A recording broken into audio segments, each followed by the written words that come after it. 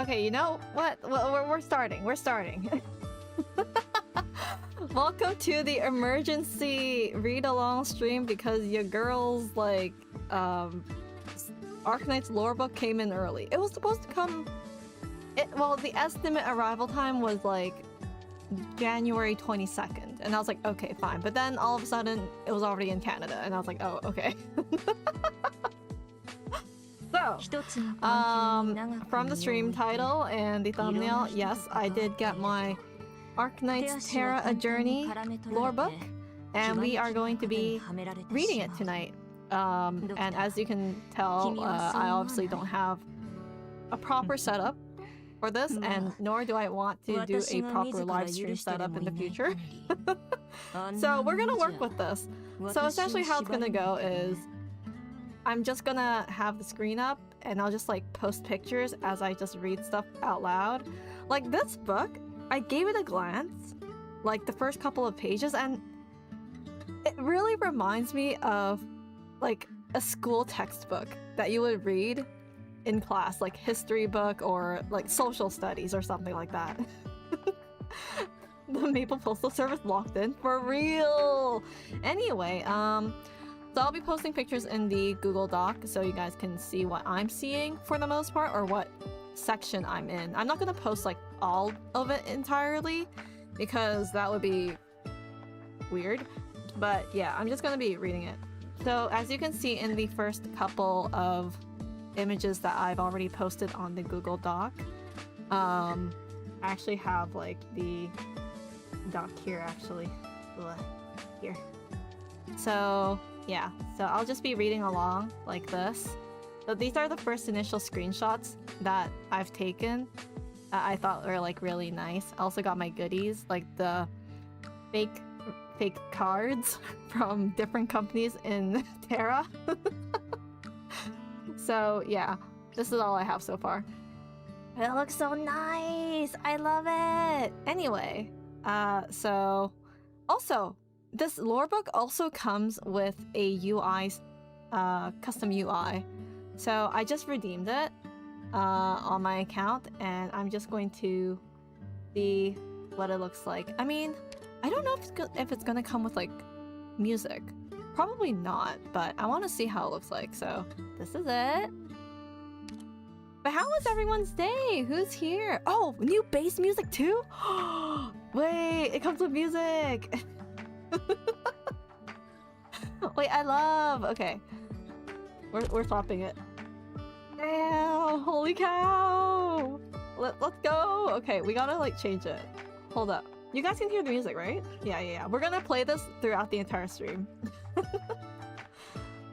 Is yours being delivered to Nepru? Nice. Just wait. It will arrive soon to you. What's the Google Docs for? For me posting pictures, because obviously I don't have a proper cam setup, and I never will. So I'm gonna post pictures there so you guys understand what I'm looking at. Well, if you have the lore book in front of you, if you have your physical copy, you can read along with me. Also waiting for the art books and anniversary box. Nice. Did you order that? I mean, I'm kind of sad that I'm like utterly impatient in waiting for the EN translations of the art books to come out, because I have the first 3 volumes in Chinese.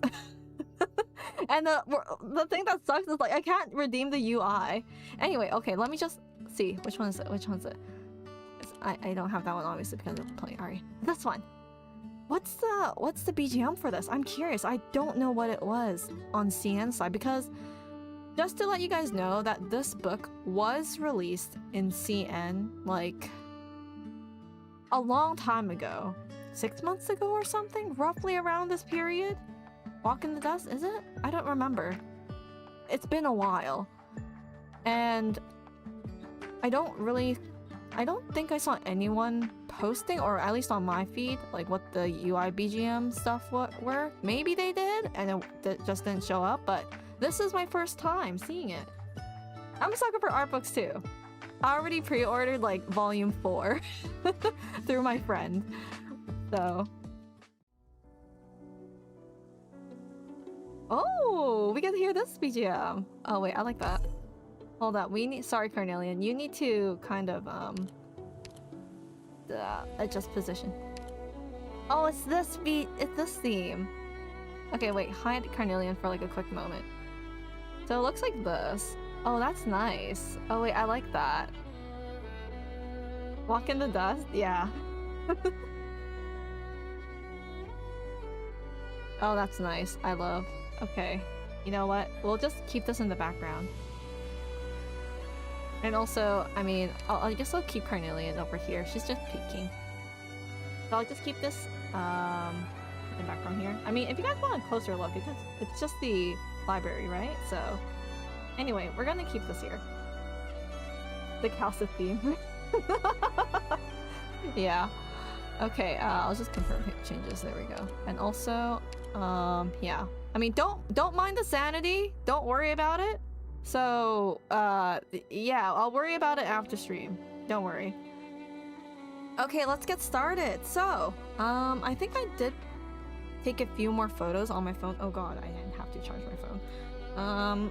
So I'm gonna post the first couple of pages that I'll be reading on the Google Docs. So if you guys want to follow along, feel free to.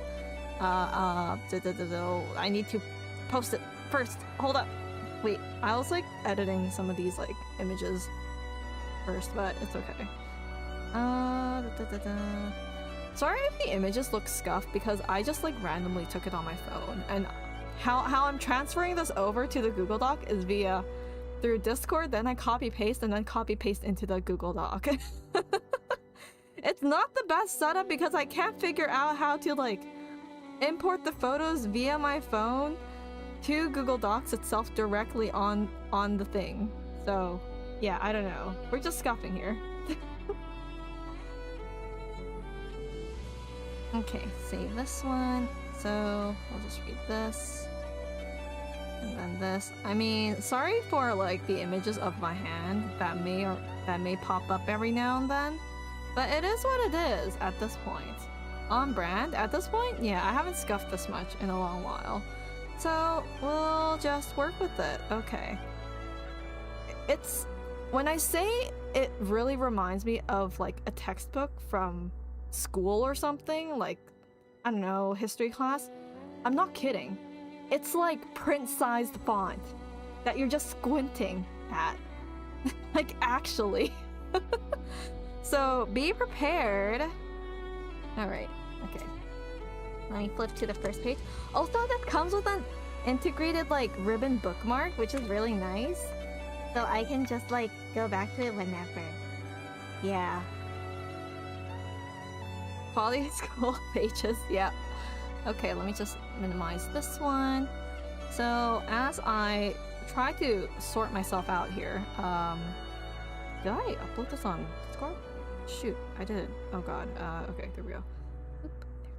Okay, so as you can see, I posted this already. This is the covering that comes with it, like the little bag. It's not really a bag, but it is a bag. It's kind of like one of those leathery type, which is really neat. Don't throw this away. I think this is one of a kind. And it nicely protected the book, which came packed in, I don't know, plastic, but you know, the usual. It's hardcover if you remove the paper covering on top, which is the silvery part, which is all of this. And then you see here, yes.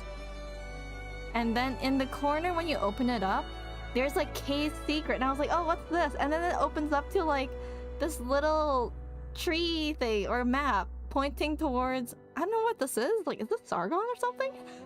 Tasty mushrooms on the trees in the water. And these mushrooms are no good right here. Super cute.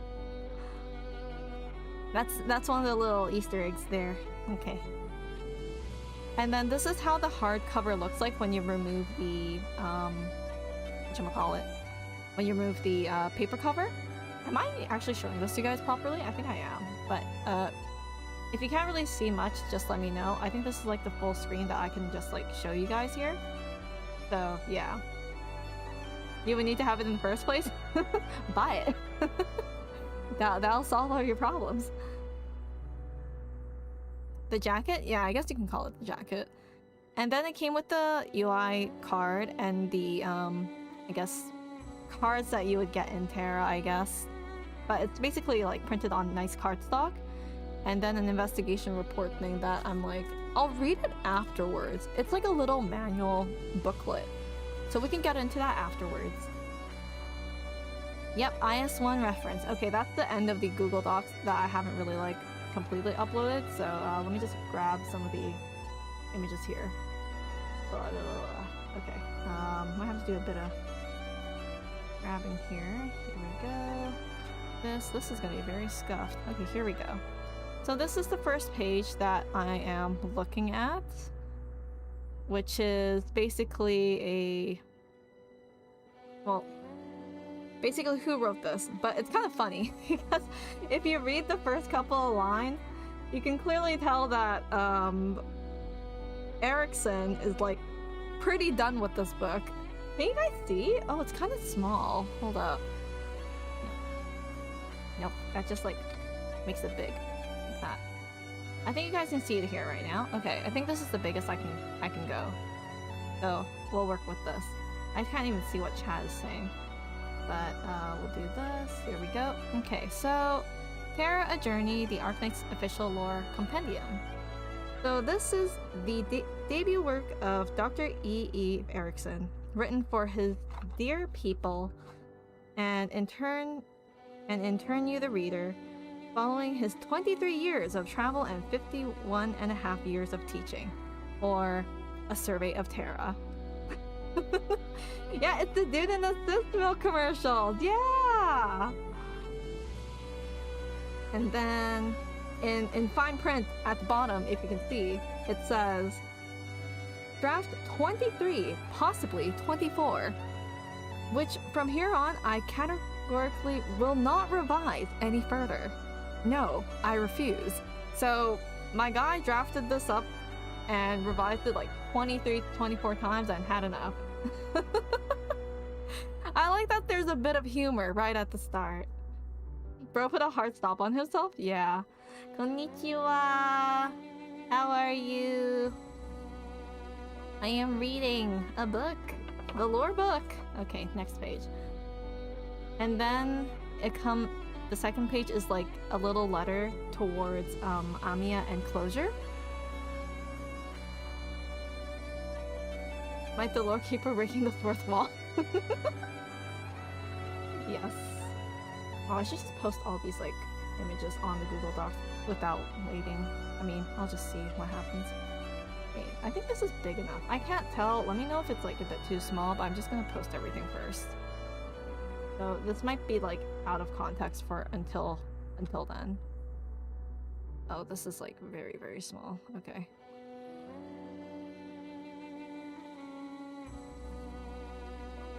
You might have to zoom into the screen, not gonna lie. This is like the biggest I can like make it. Actually, I can probably zoom in, but I'll see what I can do later.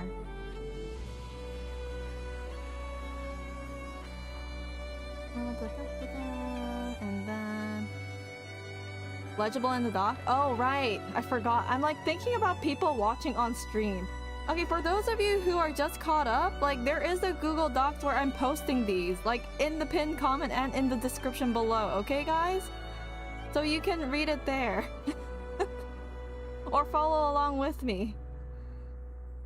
Yeah, okay, let's go back to the beginning. Okay, so this is the next page after this one over here. So we can read it now. See. Also, my model is probably going to be bobbing up and down because I'm reading this book like on the table. Sign behind the scene moment, the tragedy of a Terra. What do you mean? So, to Amiya and Closure, the book you are holding is written by Dr. Erickson, one of the most outstanding scholars I have ever had the pleasure of meeting. The descriptions of this great land in this book are not merely summaries of the various materials and research reports, but writings that faithfully reflect the author's experience over the years of travel. They offer a portrayal of the lives of people across Terra as seen through the eyes of a traveler living in this area.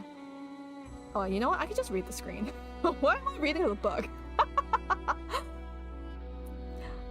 I have added a few notes to some sections, not to correct them, but merely to supplement them.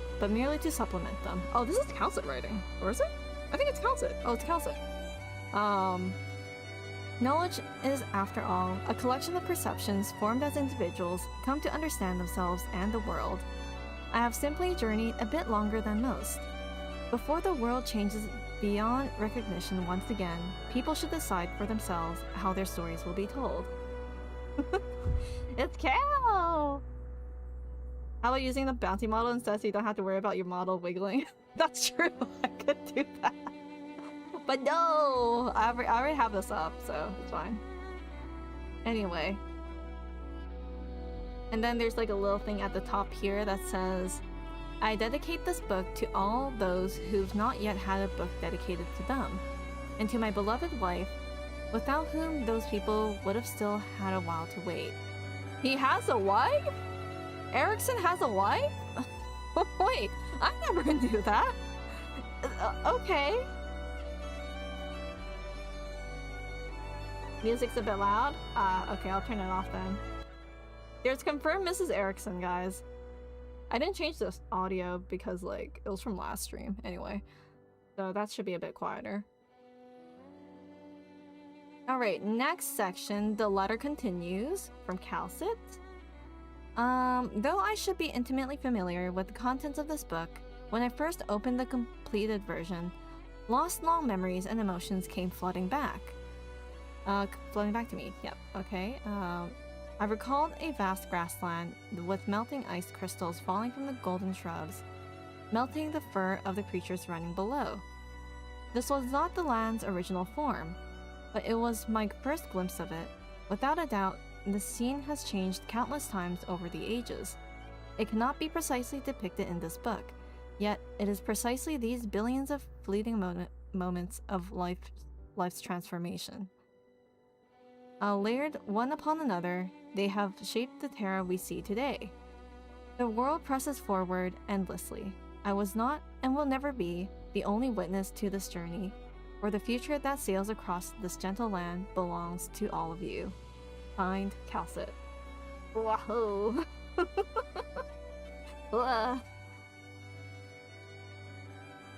Man, and also to get this book after like chapter 15, man. I'm gonna be drinking a lot of water throughout all of this. Pray for my voice.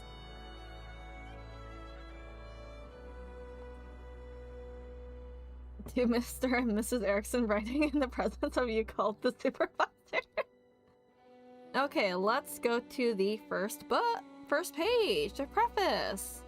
So, do you see what I mean by tiny font? This is only like the first page of this. There's like a second page to this that I didn't like take a screenshot of, but this is just to give you an idea of like how small the print is. Like, it's crazy. There's so much text here. I mean, it's probably like less smaller with the Chinese character font, but man, it's legit a book. I told you, it's like legit a textbook. Huge lore, holy cow. Anyway, I don't know how far we'll get through this book, but I want to try to get through at least like chapter 1. A bit of chapter 1, and then we can continue reading all of this. There's like 400 pages to this book. How did I get it so early? Pre-ordering, and bless the Maples Postal Services that got it to me early, because it was supposed to arrive like next week, but then it arrived like a week earlier, and I was like, oh. Hello, Lord Lolo, how are you? Can't believe you reached the age where you like reading Arknights lore, listen. Hello, Dorothy, how are you? Book ASMR, I'll try my best here. 400 pages, I don't know. Anyway, so let's continue reading. Hello, Nakai. Your book is in the States? Oh, in your country already? Okay, soon.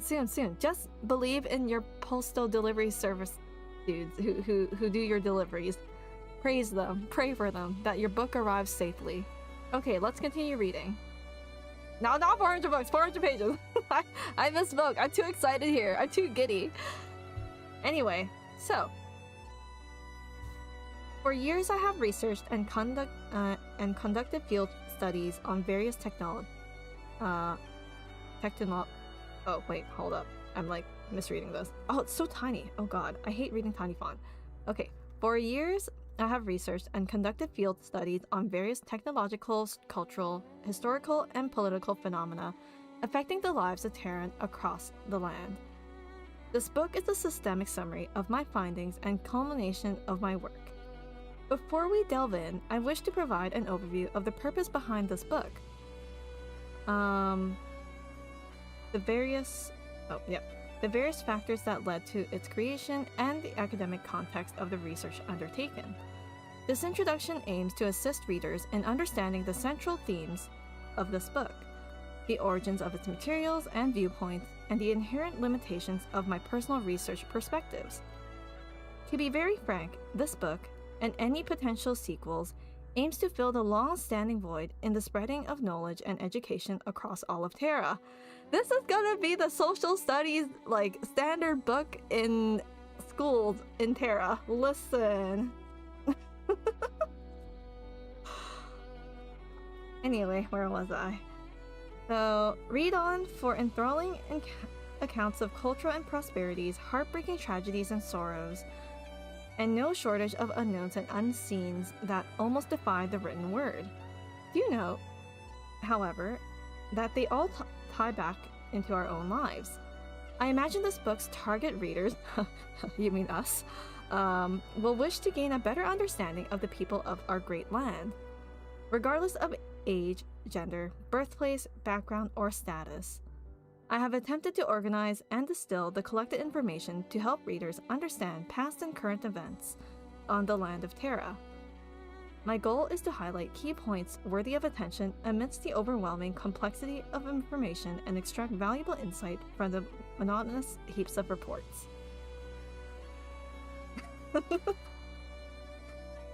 Me, a citizen, Arknights, becoming a scholar via this book. Honestly, we're gonna be like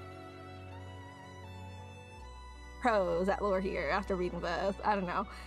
You know me, Ian doesn't read, but I do enjoy these little world building lore things. I like reading it. Hehe. Okay, so next part. If everyone's like kind of following along here. Slime audiobook. I mean, I hope my voice isn't cracking too much, but I am taking sips in between, so. My water and my Fuse iced tea. Anyway, so maybe I should switch to like the bouncy model, because like, how do I look like when I'm looking down at the table? Like, my model doesn't look that great. Okay, it's fine. It's okay. Your eyes closed? Okay, that's what I thought. You know what? We're swapping it up here, guys. Because I can't look like this for like, what, 5 hours of stream? Maybe 4 hours, but like, listen. It's okay. Go rotund form? I'll still look down, though. Okay, we're swapping to this one. Because you don't have to look at my face looking down at the table. Anyway, hopefully I'm still clear, even though I'm like facing down, but I think my voice is still projecting into the mic. Anyway, the next paragraph. Following my retirement from the Victoria National University in 1085, I have lived, in a certain sense, an idle life. My mind often wandered back to the past. In those moments, I always seemed to drift back to the 1030s. That is, back when I... Oh, wait, where am I? I'm losing my... I need to get, like, a bookmark of some sort. I haven't read this in tiny font in a very long time. I mean, not that my phone is already tiny font, but I need, like, a guide. Okay, I think this. Where were we? Here we go. Back when I endeavored to spend every last drop of my youthful zeal learning all there was to know. In my surreal flashbacks, I constantly found myself searching for something elusive. Yet, it always remained beyond my grasp. Coincidentally, That was when I would start to look back over my own life. After numerous retrospections, I finally realized what I had been searching for. Still burning bright as ever, it was that same thirst to learn and share. We had to read with rulers to keep our place up. Did you guys do that back then? No, I never had that. What do you mean? Okay, next one. I guess the 1, 2, 3. We're on the 4th paragraph down below in the screenshot. You're an octogenarian with countless papers and talks on history, society, and the rest of the pedagogue. Oh god, what is that word? Pedagogue to my name. The mysteries were no less abundant, fascinating, and absorbing. The moment I looked to these lands. Oh, oops, that's the same sentence. My bad. That's a long sentence right there. What the heck? Okay. There was a drive, a craving in my boyhood, heart to heart, to enable everyone curious like myself about Terra to learn. Swiftly and hassle-free, all there is to know. In a canny turn of fate the following year, I met Dr. Calcett that would later found Rhode Island Pharmaceuticals. Wait, how old is Erickson?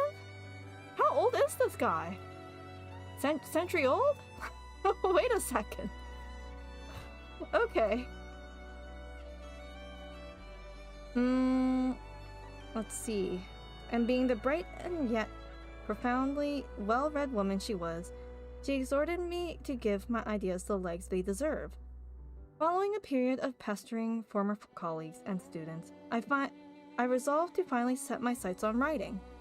Their encouragement and advice were indispensable motivators as I kept at my task. How did they, get Erickson to do those commercial ads? Like, his former colleagues and students? Is that what it is?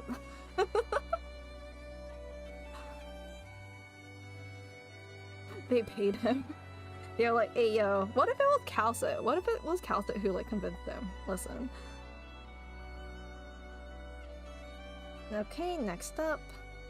The material I have consulted while writing is no short of litany, and certainly not an exclusive product of my own studies.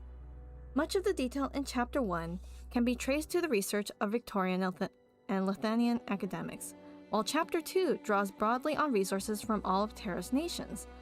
Chapter 3 onwards consists mainly of my information from decades of endless note-taking and obsessive editing, now recompiled in aggregate with large portions of those notes encrypted as is. For non-Victorian language text, I opted to quote the widest known Victorian translation directly if one exists, and the remainder I have translated myself. Oh, by the way, this page I'm reading here isn't on the Google Doc, so my bad. Because I'm too lazy to take a picture of the second page here. Inevitably, there will be oversights and errors. If keen readers discover any mistakes, please by all means point them out to me. And I will venture to have them corrected in time for the next edition. I don't think there's going to be new additions to this, but I can imagine translating this is no easy feat, I would imagine. So if we do catch mistakes or typos and stuff, then okay, fine. But sure. Because I'm not too picky, but I mean, I'm just glad that we have this book at least, right? Now where were we? We were over here. Okay. That said, a long stint in academia has instructed me that not everyone will approach this book with such an open mind. See? He called it! Some readers bring only their impressions and ideas on life to the table. Here, such people will find their old friend, common sense, throwing walls up around them as they read. They cling to the comfort derived from their own personal physical and mental experience, unable to detach from their deep-seated notions, camping stubbornly in the domain of their own perception, reluctant to recognize the variegated, multifaceted social reality. An approach with its own benefits, to be sure. One can readily retreat to cramped confinement, feign as if completely oblivious to the changes around them, or even use, "Why do I need to know this?" as a convenient excuse to mask their mediocrity that prevents them from learning about the lives of others. Yet it is these others that we ultimately coexist on this vast and great land. It is with great respect for life that I work and write, and can only hope this book might do the job of conveying that. Speaking of slime, is Yuuko-kun Damachi cluster then? I mean, related, not related? Distant cousin? Not cousin? Who knows? Sir Erickson, you missed the part of Planet Slime as the greatest catastrophe in all of Terra. You know, we'll get to the catastrophe section of the book, guys. Listen, maybe I'll be there. And what's next? So the last paragraph of this preface here. Finally, I must thank all those who've lent me their assistance. It is by their selfless help and direction that I've been delivered from many a potential blunder. First and foremost, I must thank the one for whom there is no substitute, my wife, Susanna. Okay, we're finally getting a bit of lore about his wife here? Susanna? I see. By no means an academic drudge, she is an endless font of fresh viewpoints I've never chanced to consider before. I can think of no other individual more befitting of dedicating this book to. Furthermore, in my time writing this book, many former aides and fellow students of mine have left us. Their departures mark the passing of the previous age. To those friends, here I lay my last respect and all of my gratitude. May their accomplishments and glory find eternal home in our corpus now and forevermore. Signed, E.E. Erickson.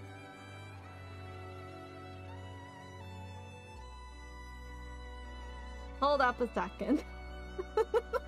What are you getting ideas from, LP? Okay, so that was the preface, or all of it. So that was like 2 pages long. Tiny font, so now we have the content. So this book is pretty chunky, but I don't think we'll be able to get through all of it, so maybe the first chapter? So we can go through chapter 1, Originium, Catastrophe, and Eripathy. So these are the table of contents. Chapter 2 is Technologies of Terra. So I guess it discusses Originium technology, industrial technology, and in nomadic cities. Like the first modern nomadic city, which it'll discuss about, I guess, and weaponry. Chapter 3 discusses the beasts of Terra. And then chapter 4 discusses the races of Terra. And then the next page has the rest of the chapters here. I wonder if there's going to be more lore books in the future. I mean, CN side hasn't really announced anything, and this is the only one, technically speaking. So, yeah. So chapter 5 is about the countries and regions of Terra. So you have a bit of an introduction. You have Victoria being the first one. Terra, seek the tomorrow, and you'll find someday. Right? Oh, I can't read that! What is that? Wait a second! I can't read that! Oh, shoot! Okay, you know what? You'll see. If you're on the Google Docs, you'll know what I'm talking about. It's like under Victoria. Is that German or something? And then the Great Excavation and the Mad King's Moving Castle. Yeah. Calcit adds her annotation. So, mentioned before at the beginning of the book that Calcit is adding her little like blurbs or like notes into this book, so it's gonna be like cute. So like, you know, the Little Rhodes Island you see on the side here, and then this one, author's personal correspondence. It's like she's marking this book, like, okay, or like you're making notes in your textbook, sort of thing. Hello, King of Sargaz. And then the next country that is discussed after Victoria is Lethanian, and then there's Ursus, and then there's a section about the founding of the Ursus Empire and Chernobog, There's Gaul, the Legacy, the War of the Four Nations. After that is Laterano, and the influence of the Lateran faith outside of Laterano. Interesting. And then there's going to be Iberia, the Silenced Edict. There's a section on that. Ayo? There's a section on Aegir, Yerag, Casimir, Colombia, and then a little subsection that discusses the Colombian pioneers, Siesta, and then Bolivar, Syracusa, Sargon, and then under Sargon there's a little section about the Knights Moran conquest. There's Minnow, Sami, Rim Billington, and then there's Yan, and then Longmen Yanni's Urban Impressions under that. And then there's Higashi, Letters from the Farthest East, and Kazdel, and that's it for chapter 5. Higashi part is interesting. Maybe we'll get to Higashi, who knows? You read some of the translations on these parts? Higashi is interesting? Is it? I can't wait to get to it though.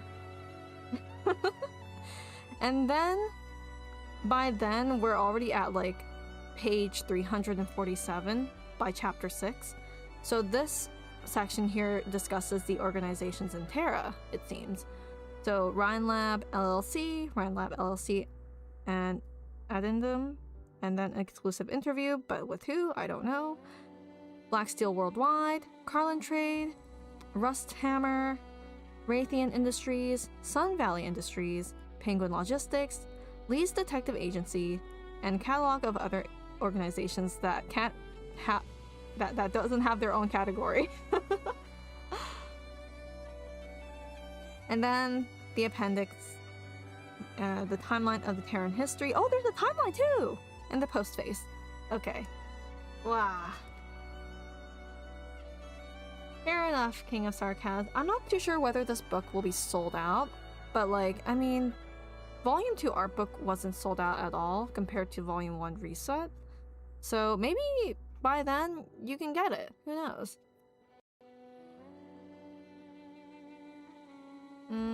Mad King's Moving Castle. Are you interested in that? I'm gonna go through this book in order though. Okay, so Chapter 1, Originium, Catastrophe, and Aripathy. So this is like a little section of the page that I took a picture of. It's not the first page because it's obviously the second page. But I'm just gonna read the first page for you. Actually, I might as well take a picture of it too. Hold up a second, guys. What? Yeah. This is not the best angle here, guys. I'm sorry, but like, it's fine. And then I'll just crop the image on my phone. It's a bit inconvenient that I can't send it directly from my phone to the Google Doc sheet, but it's fine. It's okay. Okay, and then I'll do this, and then I'll copy paste this one. Just so you have an idea of how the book structure is like, I guess. Did I accidentally do something here? I did. Okay. Oh wait, hold up. Yeah, I accidentally did that by accident. There we go. Okay. It kind of looks like this. Ta-da! So, Chapter 1.1, Originium. We're starting off with the basics here, guys, so be sure to take your notes because there will be a quiz. Imagine if I like start doing a quiz or something. That would be kind of funny, not gonna lie. Hey yo, we can do like a Arknights content creator quiz sort of thing, or a viewer quiz, where I just like take parts from the book and, I don't know, test you guys on it, or something like that. Pop quiz, yeah. Wouldn't that be funny, right? So, let's start with the first paragraph, the epigraph at the very top. You still need to buy your book from the student store, Teach. Go get your book right now! Alright. Our age is known as the Crystal Age, for Originium crystals are virtually ubiquitous in people's lives in the modern era. The progress of Terran civilization is inexorably tied to the widespread of application of Originium. While we have yet to fully understand the nature of Originium, Iridium-based technologies have reached a mature stage in the wake of rapid development in recent years. Although aridity is becoming an increasingly serious problem, and experts have noted a potential connection between the expansion of the modern iridium industry and an increase in catastrophe occurrences, it is clear that our society can no longer do without iridium. True, they are very, very reliant on it. The people of Terra must embrace iridium and face everything that comes with doing so. This is the only path to progress. Preface to Crystal Age Iridium and Modern Society. Is this like proper footnoting? Hold up. Of like another book that doesn't exist? Alright.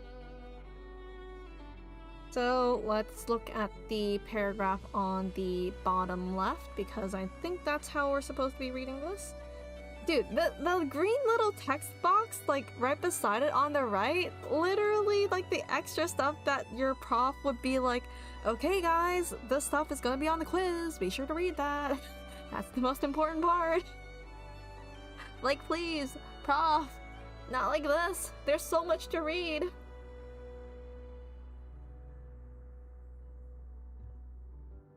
Iridium is a type of high-energy crystal prevalent on the Terran continent, present from the surface to the thousands of meters underground in several different forms. It is both Terra's most important energy resource and a key industrial material. Techniques that convert and utilize the energies contained in the iridium are known as iridium arts. Iridium has been observed to propagate in nature and is thus believed to be a viable long-term energy source. Contact with iridium, however, carries the risk of contracting the condition known as aridity. Yes, we do know that. The fun fact kind of text, yeah. Our ancestors have known about the existence of iridium since ancient times and attempted to understand and utilize it. The bulk of humankind's history has been one of studying iridium, mining iridium, manufacturing iridium products, and performing iridium arts. Such is the significance of iridium that the story of humanity on Terra is intricately interwoven with its own. Interesting. Okay, I see. I'm assuming... I mean, we as the reader know, thanks to chapter 15, what iridium kind of really is, to be honest. So I don't think Erickson really knows that here. So don't be too hard on him. It's like the forbidden knowledge. Okay, so let's read the little green text box. So iridium prospecting. Oh, no way. I mean, fair enough. In ancient times, iridium prospecting was performed by casters practiced in the ancient arts of dowsing. These dowsers, referred to as prospector casters, would cast arts to activate their iridium at the survey site, in an attempt to provoke a resonance with nearby iridium. The specific method used differs greatly between casters, and the iridium responds to the caster's calls in distinct ways. This process is repeated until the resultant phenomena are sufficiently pronounced to be observed by accompanying surveyors. So literally prospecting but iridium. Okay, I see. The casters were metal detectors, essentially. To the mine! This primitive method may seem absurd now, but for many centuries it remained the primary method of prospecting. Its drawbacks are obvious. It's highly inefficient, little better than taking blind shots in the dark. The prospector caster and the surveyors had a limited range of perception, often confined to a merely surface observation. It was also highly dangerous, considering how uncontrollable and volatile an active iridium is. Even a small-scale reaction could cause heavy casualties to prospectors. Finally, this method also required significant amounts of iridium to the extent that the losses outweighed the gains. As the iridium industry developed, this inefficient and dangerous method was gradually replaced by a less intrusive and more effective ones. Today, large-scale prospecting relies primarily on energetic scanning, density inspection, and geological analysis. The distribution of these three major Originium deposits was determined in the Originium Rush. The Originium Rush! We have Gold Rush equivalent, now that I think about it. Okay. Originium Rush event confirmed, or was that ever mentioned in the game? I don't know. So, mine in the Originium Rush that followed the conclusion of the Gaulish-Lithuanian War. Sorry, Gaulish-Lithuanian War. They have been the focus of research in a variety of fields in the past several decades, from geographical exploration, utilization and development of Terra's energy resources, to retrospection of Terra's history. Hi Jack, yes, I am reading because I got my lore book early, so I'm not passing up this chance to share it with you all. So, Arknights Gold Rush equivalent confirmed, I guess, but with Originium? But man, the amount of people that contacted Arithmetic though, I can imagine. Anyway, next page. I'll probably not take pictures of every single page I'm reading, I'll just keep on yapping. So, stay tuned. I'll only take pictures of things I find interesting. So, I'll just let you know when I do post on the Google Docs. Not uncommon for slime to neglect sleep. Hey! I do sleep, okay?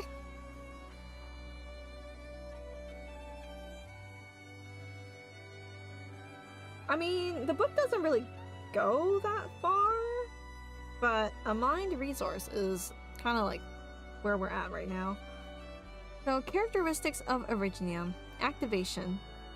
So, Originium crystals release tremendous energy they contain under certain conditions, a process known as activation.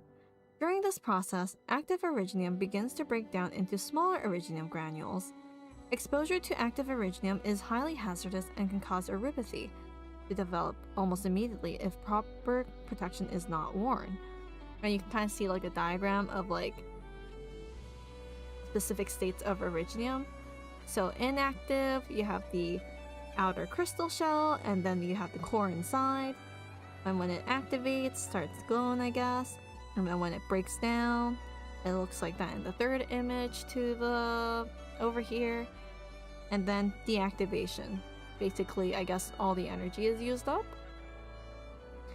And side little note, an illustration depicting the process of Originium activation. And then adaptivity. Energy stored in Originium can be released in a variety of ways, combustion being the most common method. Originium arts further allow that energy to be converted to various forms, such as electrical, chemical, and radiation. Originium's property of releasing energy under manual manipulation is referred to as the adaptivity of Originium. I feel like that would be a specific topic that you would put on test. Natural propagation. Originium appears to self-propagate in nature. While the mechanism behind this is still unknown, it is clear that the quantity of Originium in nature gradually increases over time. Of a particular note is the sure emergence of the Originium clusters in areas freshly affected by catastrophe. Existing Originium veins have also been noted to grow in size after a catastrophe. And then side little note here on the image down below, like this image here. Okay, can you see it? It says, Originium clusters are a familiar sight to those who frequently roam the wilderness, ranging from the size of a pebble to that of a mountain. They make for a spectacular and dangerous sight across the land. Okay. Third page, or page 4 in this example. So, Originium in nature. Form and structure. Originium is a naturally occurring ore with a hard surface and smooth crystal shell. Oh, this is kind of highlighted. Wow. Should I take a picture of this for you guys? Nah, it's fine. The crystal shell can take on different colors based on mineral composition and geological factors. Removing the crystal shell reveals the core, a piece of the high purity ore with a yellow glow. Oh, wait, is that Originite Prime? Is that what we get? Oh, so we just get the processed version of it. Okay, I see. A new shell is gradually formed when the core is exposed to air. That's the prime! Yeah! Oh, they have a picture of a cross-section of raw Originium ore. Wait, this is kind of neat. But also, the image is kind of dark, but it's okay. I'll just like take a picture of this for you guys. Of all the smaller things. Oh, this map is really nice. Hold up. But like, this is fine. This is like very scuffed here, guys. It's okay. This. 3 images. I'm not gonna edit that.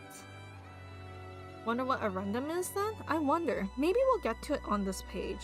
I think we'll get to there. This is what I'm looking at right now. Paste. Here. Adding new pages to the Google Docy.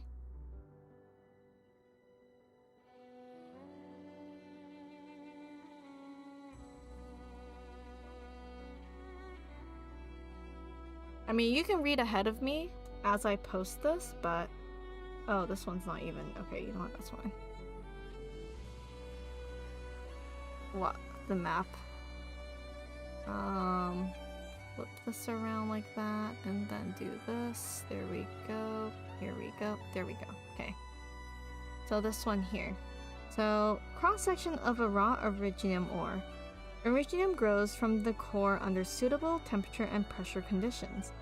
The outer part reacts with the air and other minerals to form a crystal shell, while the high purity core continues to grow on the inside. The result is like an onion-like structure. Why do we need a random to make poles? The game says the random is made out of OP. Is it? Is it just like more processed, I wonder? Interesting. Alright, take care, Lord Lolo, sleep well. Okay, and then there's a highlighted section in green, talking about the core. So, Originium cores have their own applications and are referred to as the kernel core. They were used directly as raw material before the advent of the advanced Originium industry. Today, Originium ores undergo a refining process in which a portion of the core is extracted and refined to serve as a primary energy source. And the crystal shell. The crystallized casing surrounding the Originium ore is called the crystal shell. Though unable to be used as fuel, it is nonetheless has widespread applications in modern industry. It can be processed into high-density Originium crystals, an important industry material. Machineries of the utmost precision and complexity demand the highest quality of these processed crystal shells. Oh, okay, so outer shells of machines and stuff. Interesting. The densest and strongest shells are found exclusively in Originium ores of advanced age. They are often buried deep underground and hence exceedingly difficult to extract. Demand for high-quality shell product has accelerated the development of new mining technologies. Interesting. And then we have a little like image of an Originium shard, which we are very familiar with. So there are different types that we see here. So in the first image we have Originium shards. So this says, Originium shards can often be seen protruding from the ground in areas under heavy Originium pollution. Easily activated and with risk of mutation, Originium shards present a significant infection hazard. They are considered a key hazardous substance in the toxicity database in the Columbia Center for Disease Control. As the easiest form of Originium to gather, however, they are still widely harvested and used for industrial purposes, like creating a random, you know? Okay. And then side, Originium shard. Originium shard lacerations are one of the leading causes of uropathy. Whoa. Originium shards are also among the most easily obtained and effective weapons in the wilderness. And then we have raw ore. Raw Originium ore is essentially an Originium ore characterized by its typical structure and found in large quantities in nature. In general, the deeper the ore is buried, the denser it is, and the greater its value, as previously mentioned. So that makes sense. Raw ores from the surface and shallow mines are less dense, with a thin and fragile crystal shell, but are easier to mine. In contrast, raw ores from deep underground are denser, with the shells sometimes comprising more than 40% of the ore structure, but can only be mined using specialized heavy machinery. The large-scale application of high-density raw ore as a key raw material is what defines and distinguishes modern industry.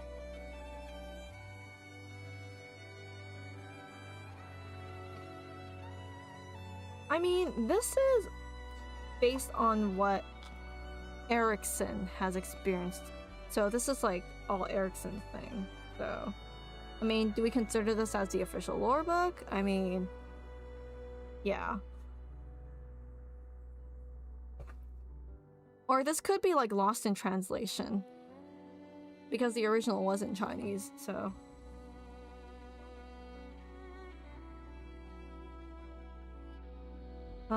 So solidified iridium crystals. Solidified iridium crystals are found deep in iridium veins alongside raw iridium ore. These large iridium crystal formations are often wrapped in other iridium veins, appearing as a black, smooth, irregular polyhedrons. Solidified iridium crystals are extremely strong and stable in structure. They are different to process and virtually impossible to activate. These crystals are used in the processing and advanced materials and manufacturing of precision equipment. Occasionally, they are circulated as luxury items. So, on the side of the image here, we have an image of solidified iridium crystal. Looks like a normal rock to me, to be honest. Solidified iridium crystals are inert and not considered an neuropathy risk. Nevertheless, there are still potential hazards in its processing. Due to its hardness, cutters and saw blades have been known to break, posing injury risk to assembly line workers. Looks like charcoal on your grill the other day. Geographic distribution. This is the next section. There are three main distribution belts stretching from east to west. The Colossal Belt, or Colossal Prime Vein, begins in the northwest Sargon, stretching through the Bolivarian heartlands towards the Great Lakes in northern Colombia, through the southern Sami and over the northwest border of Ursus. It is rich in shallow iridium deposits. The Targangil Belt is slightly shorter than the Colossal Belt, beginning in the upstream mountains of eastern Victoria and cutting a path through Rim Billington to the east. The Targangil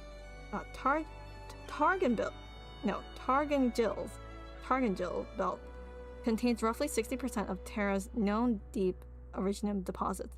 I don't recognize that word, guys. I don't recognize this belt thing. Since when did we have all these belts here, okay? First time knowing about this. Hello, howdy. Yes. We are. Lore time. Yep, Walk in the Dust main menu theme that came with this book. Where were we? Shorter than the Colossal Belt, beginning in the upstream mountains, yada yada yada. So, cutting a path through Rim Billington to the east. The Targangil Belt contains roughly 60% of Terra's known deep iridium deposits, with 30% in Rim Billingtonian territory alone.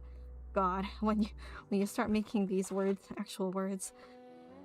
In addition to these two belts, there are independent crescent-shaped deposits in the east, known as the Jingyu Belt, originating from the center of Yan's two river basins and extending into the northwest.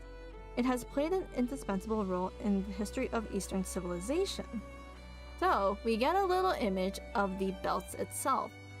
So, on the left you can see the Colossal Prime Vein, which says that it begins northwest Sargon, stretching through the Bolivarian heartlands towards the Great Lakes of northern Colombia over here, right? I think?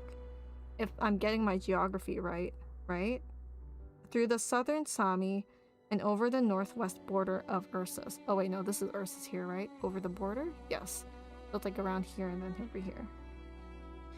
And then we have the Targangil Prime Vein, which is in the middle of the continent, kind of over here. Which says, beginning in the upstream mountains of eastern Victoria, so over here. And then cutting through the path through Rim Billington to the east. And through the mountains of eastern Victoria, and then to the east of Rim Billington, and then all the way to the edge over here. And then you have the shorter Jingyu belt, which is like in Yan territory. Interesting. Okay. Is this the first time we've seen this map, right? I'm not too sure actually. Have you guys seen this online before? But I believe even in IRL, some areas with rich deposits of certain ore is called ore name belt as well. Really? Interesting. Any geologists in chat? Okay. Next page, we have another little green fun fact section.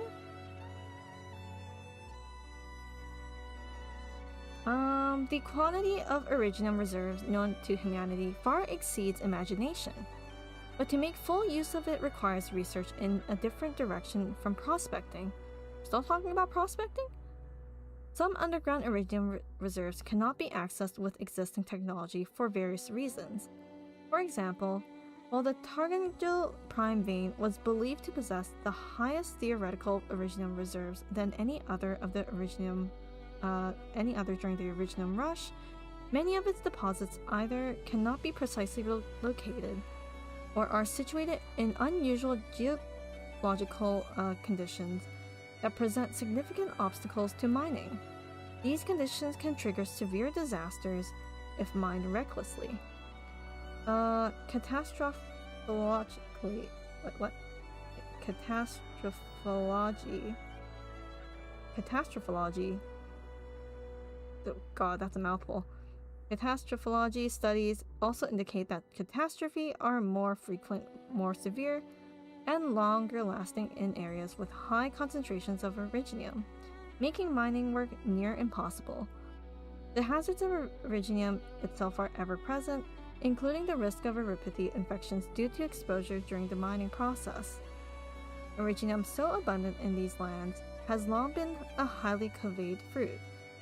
Many believe that the difficulty in mining and utilizing iridium is the sole obstacle to civilizational progress. Interesting. But haven't they advanced enough? Or I don't know. Therefore, overcoming these difficulties have been a lifelong pursuit for many researchers at the forefront of their fields. And kind of explains why these countries get more advanced since important resources located deep in their territory. Depends on if they can mine them or not. Definitely, looks like, what, Colombia, Ursus and friends have like the biggest vein that they can mine from. Victoria too. Yan has a little bit, but yeah.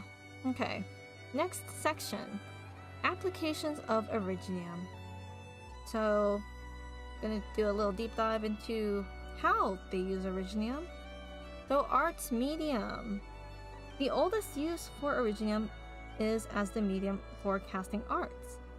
Our ancestors sought various ways to unleash the energy inside the iridium and shape it into a desired form. The iridium is consumed in this process.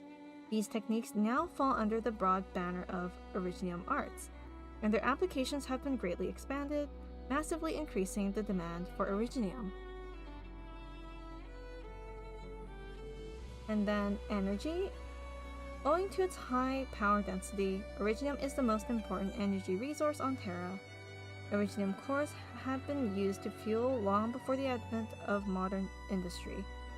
As technology evolved, iridium equipment fueled by refined iridium became the bedrock of the modern iridium industry. And then on the side, it has an image of an arts unit, basically like a weapon, equipped with a high-purity iridium crystal. Not only are high-purity iridium crystals excellent conductors, they also have a gem-like translucency to them. A skilled Yani Tianshi is said to be able to gauge a crystal's purity and conductivity by sight alone. Interesting. Space alien signs found by fish people. That's funny. Oh, there's a cute little schematic here. This is interesting. I'm gonna take a picture of this.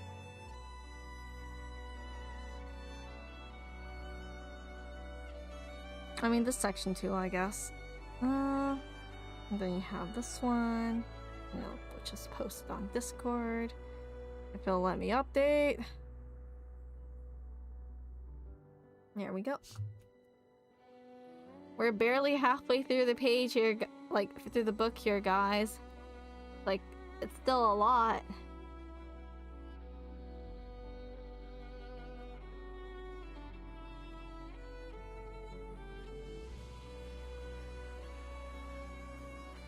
Adding another one here. And then adding another little image here. Just for this page for now.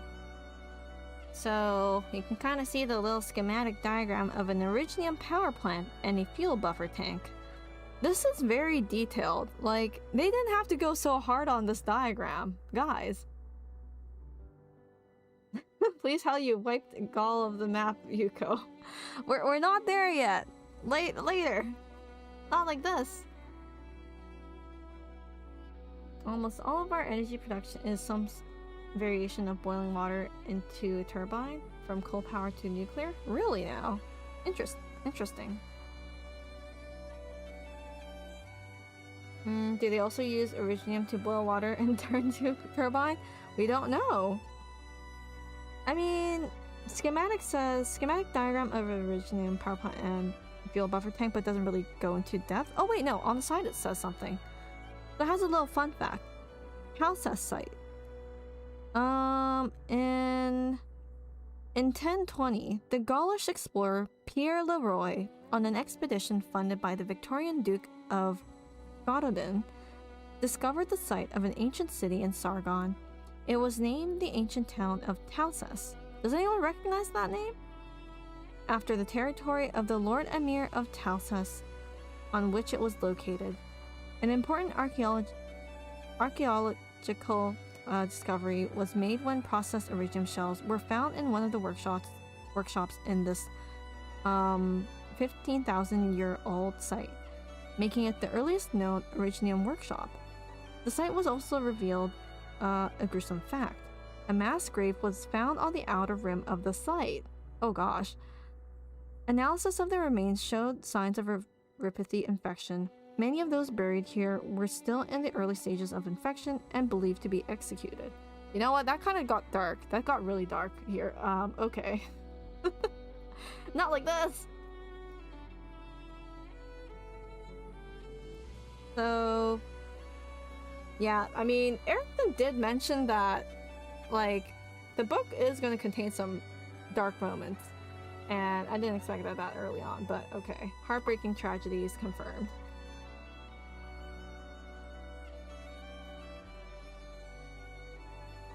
Sorry, not 15,000. 1,500-year-old. I misspoke. So, industrial material. This is like a whole different section from that little tidbit fun fact.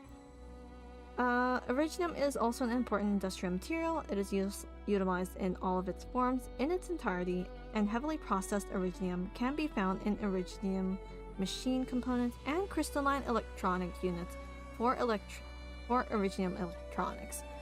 So this is what they're referring to, and we are very much familiar with these items because we use it all the time in Arknights to upgrade our operators.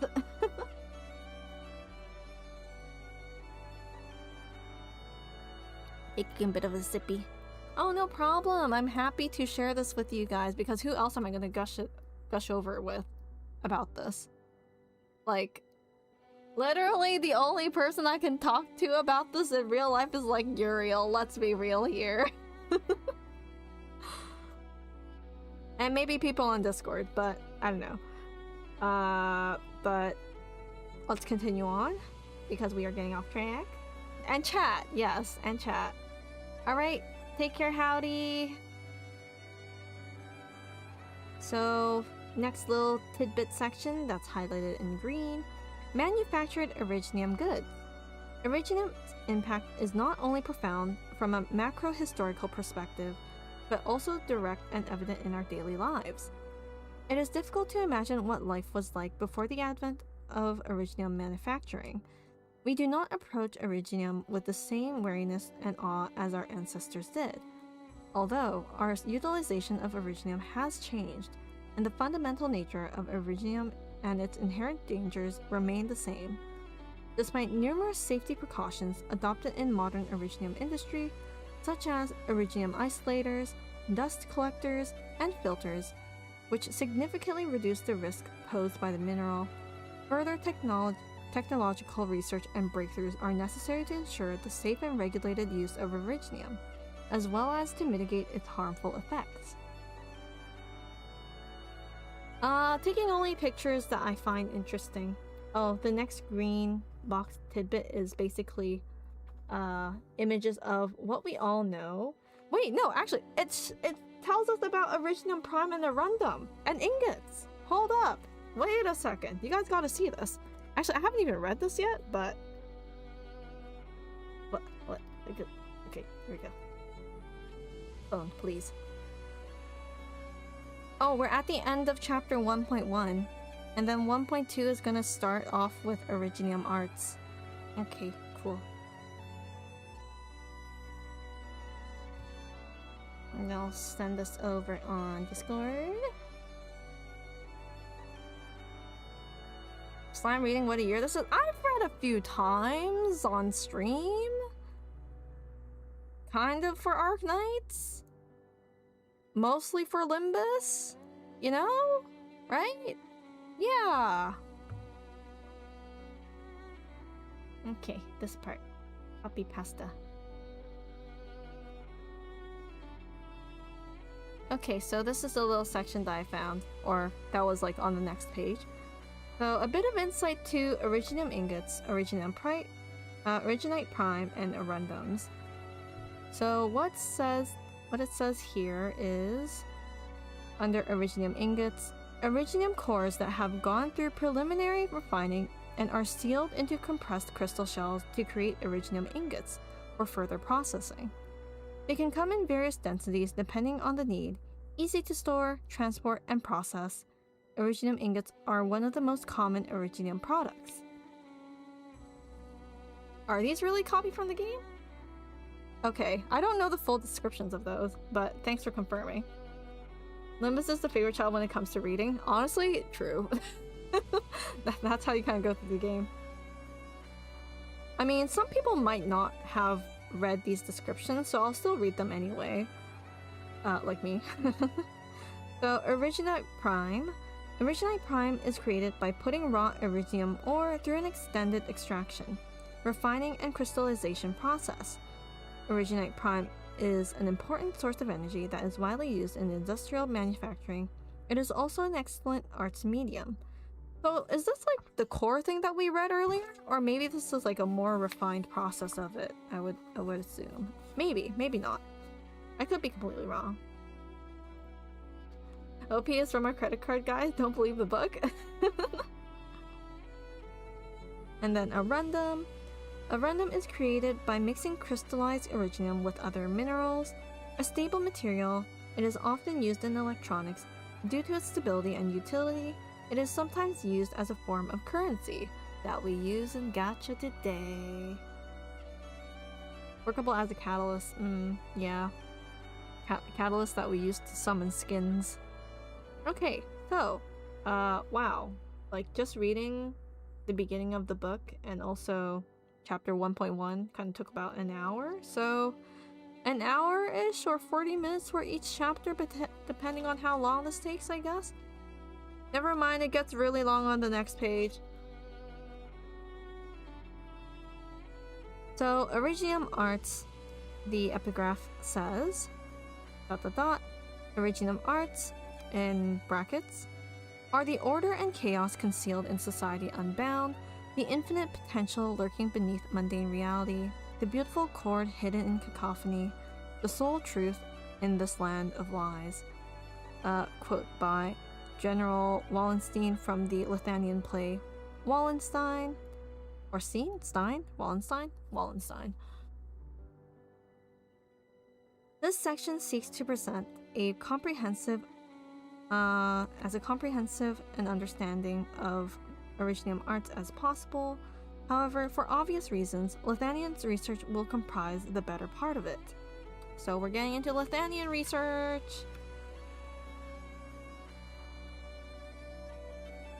So, the term Originium arts refers broadly to the methods humans use to transform the energy contained within Originium into specific forms for particular applications. It was coined in Victoria following the advent of the Crystal Age, distinguishing Originium arts from Originium technology, which will be described later in this volume.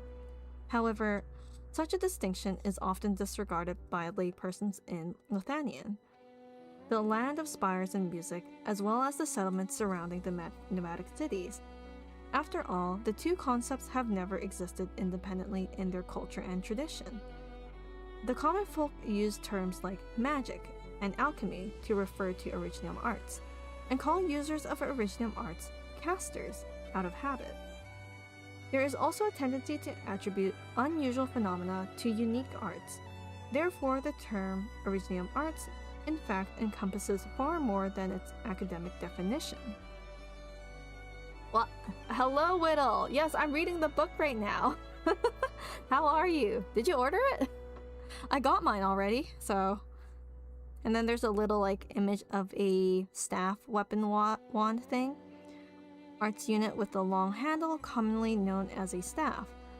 While arts units come in many shapes and forms, the staff is one of the oldest and most common.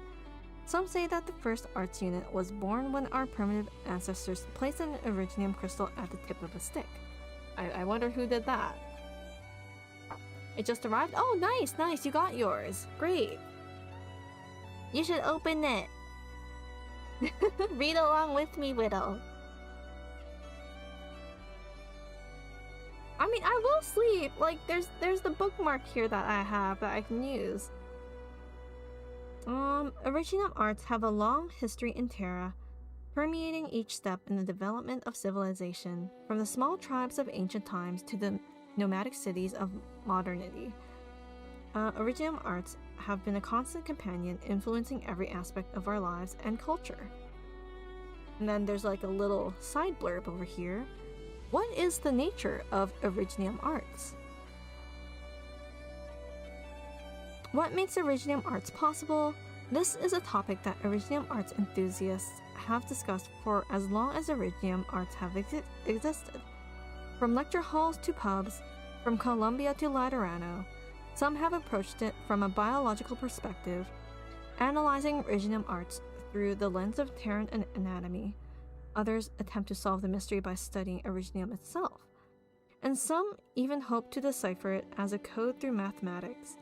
While those who put forward their theories do so with fervor, they are often met with calm retorts or unexpected exceptions. I mean, Doctor was a researcher, and a certain rhombus-shaped eyed lady is a researcher too. So, Originium arts assimilation. I'm on the next section now. Oh, there's calcit notes on here. We're taking a picture of this. And also the green section.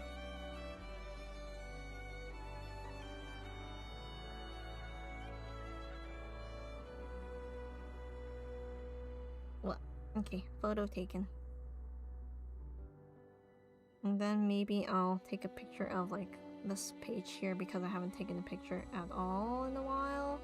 So I'll do that for you guys. Do this and then do this save the thing. And then I think this is fine. You can send this over to the Google Doc. Not the rhombus? Yes.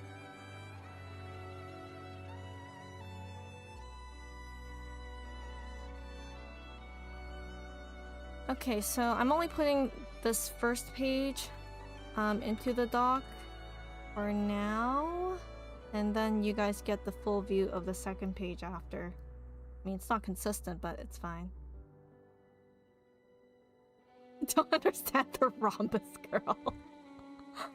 Rhombus girl scary. Anyway, I guess you guys can read this one, right? Yeah, there we go. Make it a bit bigger for people that are actually on the Google Doc. So, let's start reading. So, Originium Arts Assimilation. Originium Arts Assimilation is not to be confused with Originium Adaptivity or Cell Originium Assimilation.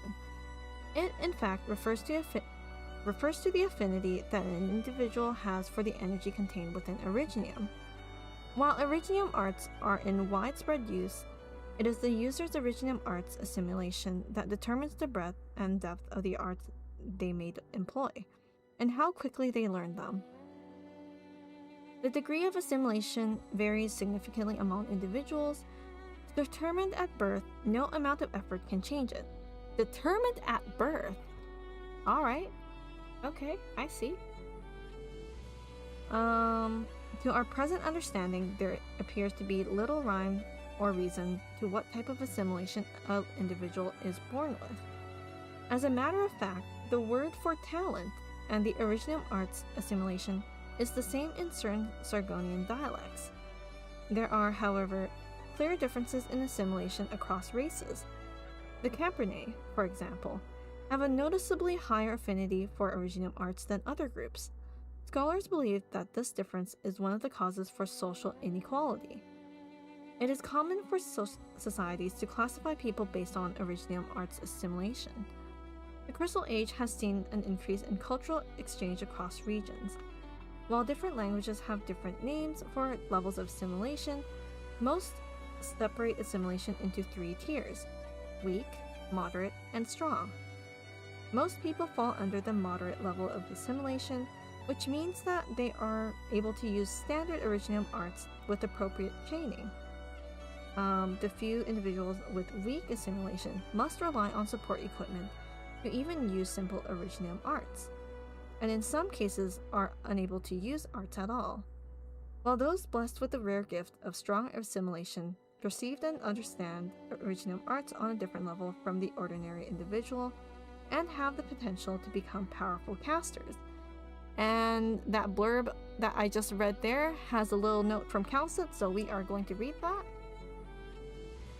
Rhodes Island internally classifies operators' Originium arts assimilation into 5 levels. So while Erickson kinda says that it's categorized into 3 levels, or wait, what was it? Yeah, there's like 3 levels in the Crystal Age. But Rhodes Island has 5 levels instead, from highest to lowest: outstanding, excellent, standard, normal, and flawed. Unlike the general classification system used for service provided to the general public, these levels serve as an indicator of one's capabilities as an operator. So this is more like an internal, like, tier list that Rhodes Island has. Gotcha.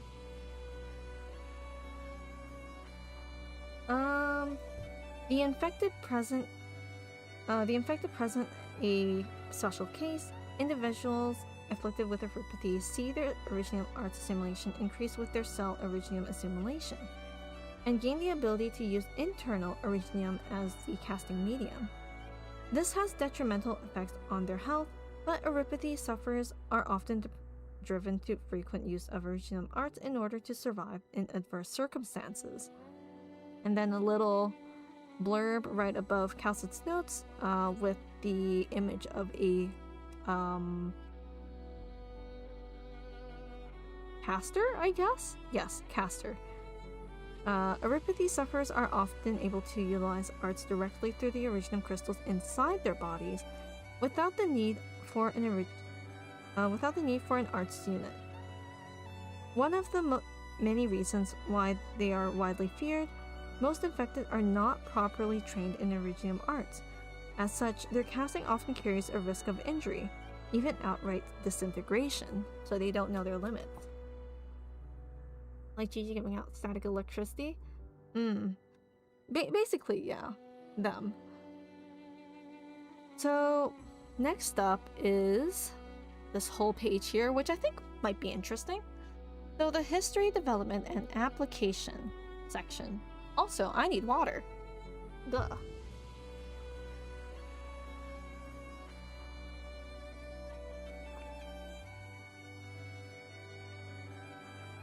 I haven't read this much since, like, I don't know, Limbus Canto, which I will be, I guess, watching or playing.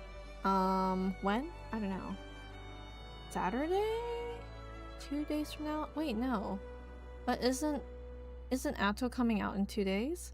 I think so. You know what? Well, I'll figure out the schedule later. So, the history of Originium arts is almost as long as human history itself. The connection between the human body and Originium energy has been known since ancient times, as have methods to utilize Originium energy via this connection. These methods were given names such as sorcery, witchcraft, and alchemy. These monikers reflected our ancestors' sense of mystery and fear, attributing Originium arts to the supernatural. Numerous cultures evolved their own arts tradition, inheriting the geocultural characteristics of their genesis. The word Sami evokes imagery of snow priests casting frost arts in the snow-blanketed Mirkwood. Thargon's deserts and jungles have given birth to very different traditions of Originium arts. Then there is a Yanni's caster school that specializes in Leifa. The conversion of Originium energy into electricity, that's a certain someone. Some scholars believe that those born into specific natural environments are more likely to develop Originium arts connected to those environments. Even, though this theory has yet to be proven. Okay. I mean, it's been observed, but like, there's no proof that it actually is a thing. A more plausible theory is that this simple results from people utilizing every available tool to improve their lives, including Originium arts, a convenient yet somewhat uncontrollable tool. It wasn't until modern times that all these traditions and theories were unified under the banner of Originium arts. This unification is known as the Grand Unified Theory of Originium arts, and its acceptance changed how people approached the topic.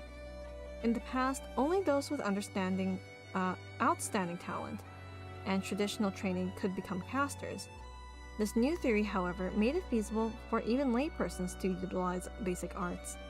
Furthermore, Originium equipment based on the unified theory is easier to produce than use traditional arts apparatuses, while also being more efficient. A new era has dawned. In modern times, Originium arts can be conveniently stored in various user-friendly Originium devices for practical use. The Grand Unified Theory of Originium arts continues to form the basis of Originium technology, leading to further development such as modern industrial arts, making Originium products an omnipresent part of everyday life. Once mysterious, arts now supports society in ways never before seen. A lot of juggling, yeah. I mean, I guess I did read chapter 15 live. Was that in like one stream or 2 streams? Probably 2 streams. I think it was 2 streams. But lots of yapping. Okay. We're almost done this section. Holy cow. Okay. We're good. So, and then on the side there, it has an image of books on Leifa, traditional Yanni's Originium arts with instructions ranging from meditation to equipment testing. And then you have another equipment on the side below that, as you can see, like over here. You see my mouse just going around here. Quick cast arts unit imbued with attacking arts and widely used by Ursus military and police. Do we recognize this weapon? I don't know. How many streams to finish this book? Let's see how many like chapters we get through this stream. We're only like an hour 30 minutes in. But I think I might take a break or even stop because my voice is like kind of low-key dying right now. Well, not low-key dying, but like maybe until I run out of water. I think I can go for like 2 to 3 hours of non-stop yapping. This is why I just shut up and stay quiet during streams, just to rest my voice.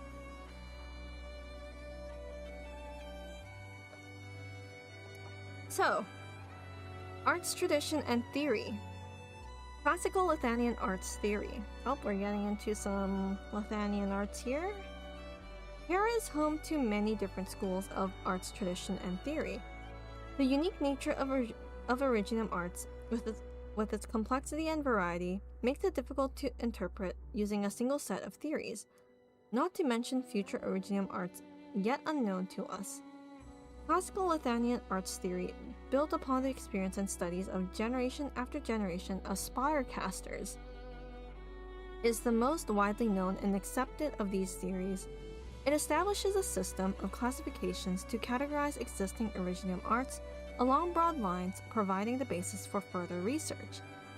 In addition to the pure pragmatic grand unified theory of Originum arts, the well-known casting tradition also originates from Lithuanian.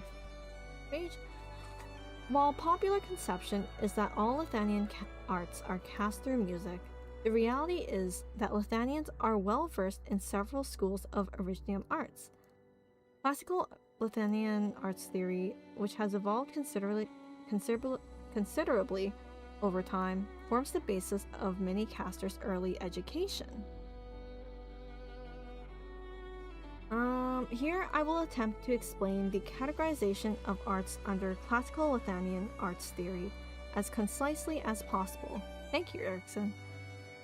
Classical Lithuanian arts theory classifies arts into 6 schools: School of Conjuration, School of Evocation, School of Transmutation, School of Augmentation, School of Restoration, and School of Divination.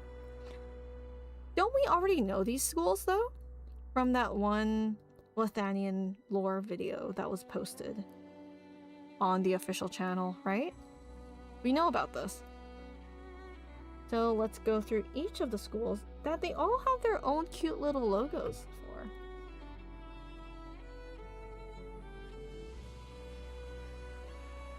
And I'll just take a picture of all of these because I think this is kind of neat. I do like this. Oh, there's also School of Divination on the next page, okay. Oh, Sarkaz Witchcraft on the next page? Who's interested in that? Alright, good night, LP. Take care.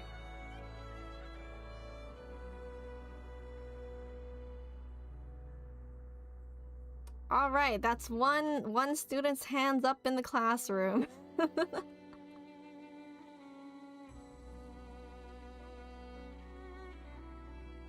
Paste. Oh, that's big. It's a big page right here. Okay, updating the Google Docs right now with these 2 new pages here. You know, I said I'm not gonna like post everything, but at this point everything's just so fascinating. You guys have to see this. I can't be the only one. Okay, so let's start with the School of Conjuration. And you can kind of see the logo for that.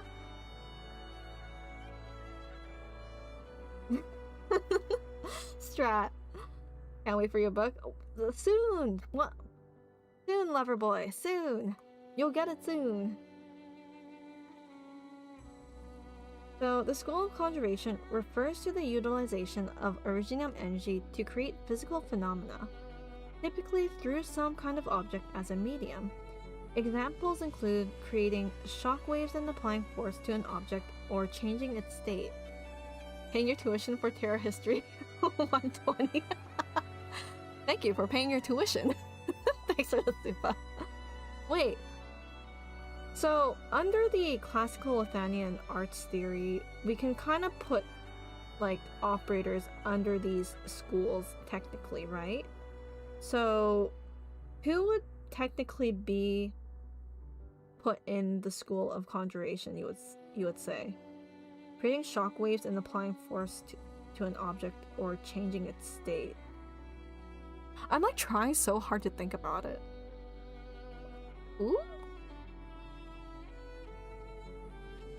Oh yeah, didn't Logos do something about arts? I don't know. Maybe it'll be talked about in Sarkaz Witchcraft, like maybe Banshees? We don't know. Gnosis, Mudrock, Saria. Applying force to an object or changing its state. Oh, I guess that would work. Gnosis? Would Gnosis count though? I don't know if Gnosis would count. For conjuration, probably techno? What do you mean by techno? Technology? Yeah, I'm not too sure who we would put under that category. Sorry, manipulating calcification would make sense? Yeah, okay. Oh, and I guess Mudrock, yeah. Saria, Mudrock. Oh, Operator Techno? Oh, shoot, like... How did they look like? Is it the emo-looking one? Is it the one with red and green? I forgot! I don't use operators I don't use. Okay.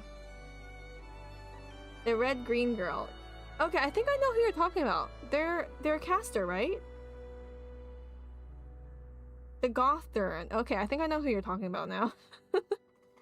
I don't know what they do, so it didn't click with me.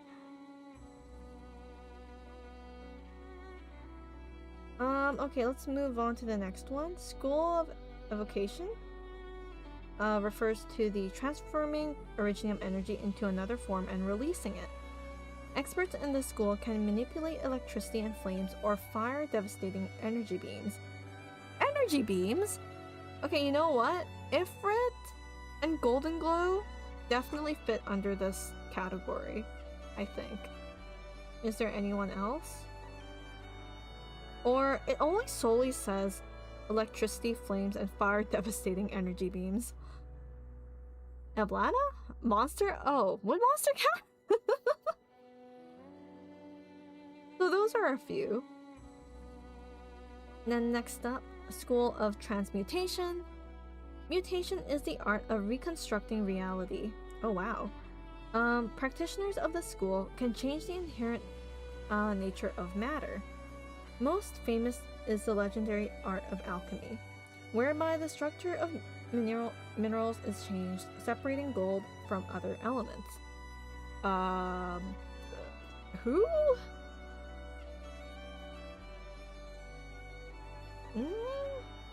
Any Draco? Oh, for School Evocation? Yeah. I guess that makes sense. Who would be for a mutation though? Transmutation. Alchemist? Thorns? Wait, Thorns' attack is like... What does he shoot out with the stress up? Or do you mean Thorns Altar? Sounds like Misery, or if we're going full alchemy Thorns? Yeah, right? Both? Okay. Interesting. Is there anyone else other than Thorns? And maybe Misery? Thorn throws poison spikes? Does that count though? Does it count as transmutation? He's a science alchemy kid maniac even as a guard. Dusk? Would it be? I don't know if Dusk counts as one. Does it? He makes the workshop explode in his base skill. Oh.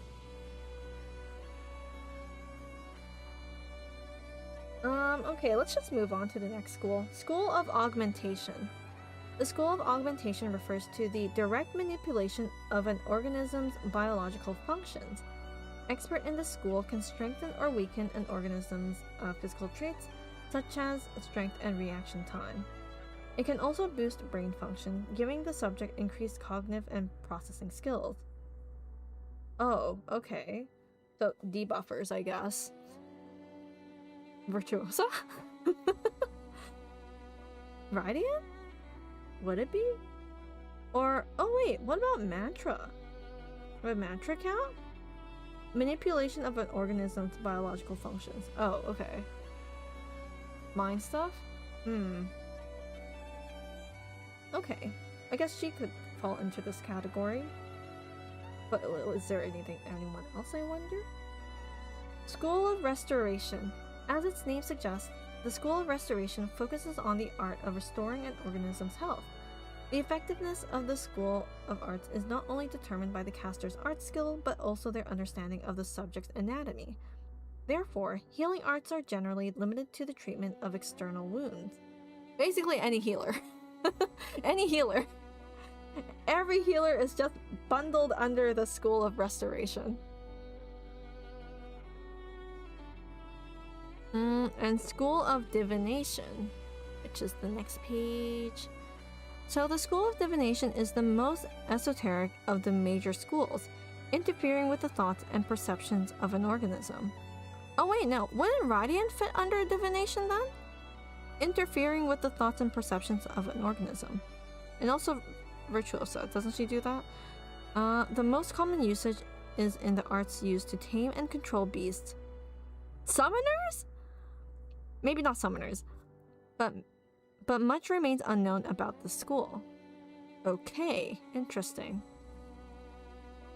And then getting into the fun topic, I think. Divination would be Valorcran? Right into the electrochemical type of reaction. No, is it? Like, I just know that she doesn't mind stuff. That's like surface level knowledge for me, at least. Astasia? What does Astasia do? Guys? Sarkaz Witchcraft.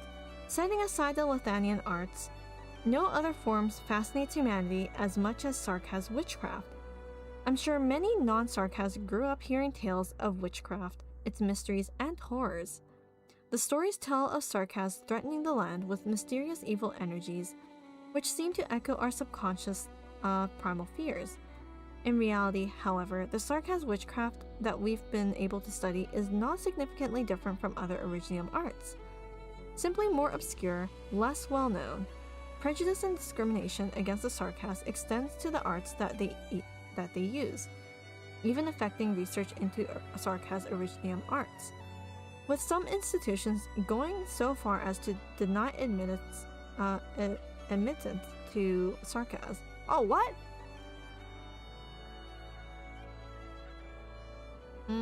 Astasia is from a family of divination arts practitioners, literally? Oh, really? Okay. Didn't know that. Okay, not much about logos or banshees or anything, but that's fine. For now, from a purely academic point of view, Sarkaz witchcraft encompasses a wide range of ancient arts, with numerous branches sometimes exceedingly complex. At the core of the concept lie a certain special arts passed down through a specific Sarkaz bloodlines. This lineage of arts differs vastly from the very personalized and random arts familiar to us. It is not yet clear how this inheritance works, so the term witchcraft continues to be widely used to distinguish Sarkaz Originium arts from other arts, despite the discriminatory nature of the term. So they still just use it regardless, okay.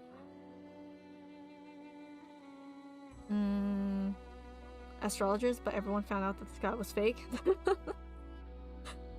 Alright, okay, more info about the Grand Unified Theory of Originium Arts. The Grand Unified Theory of Originium Arts emerged at the same time as the concept of arts itself, when it became clear that the magic and spells of various civilizations across the land shared one common denominator: Originium. Perceptions of these phenomena and abilities, once considered occult, changed drastically. This revelation paved the way for systematic study and research into what is now known as Originium arts. Under the influence of pragmatic origins, the Grand Unified Theory of Originium arts eventually became the most influential theory on the topic. If asked a fundamental question, if all arts rely on the same resource, why not study the resource directly? Emphasizing the unified nature of Originium arts, the theory opposes over complications of Originium arts categorization, preferring to focus on the feasibility of the Originium energy usage in various scenarios. The rise of this theory helped popularize Originium arts throughout Terra. Once considered the elusive realm of the select few, they are now accessible to virtually everyone with proper training. Its greater contribution to the history of Terra was directing research towards the Originium itself, thereby ushering into the Originium industrial age. Yeah, not much known about sarcasm witchcraft, it seems, or at least from Ericsson's viewpoint, I guess. Because the whole reason sarcasts are different is because they interacted for the first time with Originium and it literally turned their afterlife into a simulated universe. Magic.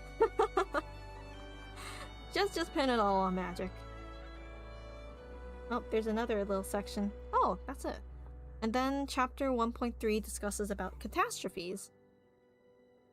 So, modern industrial arts. The advent of the Originium industrial age once again transformed the perception of Originium arts, and even humanity itself.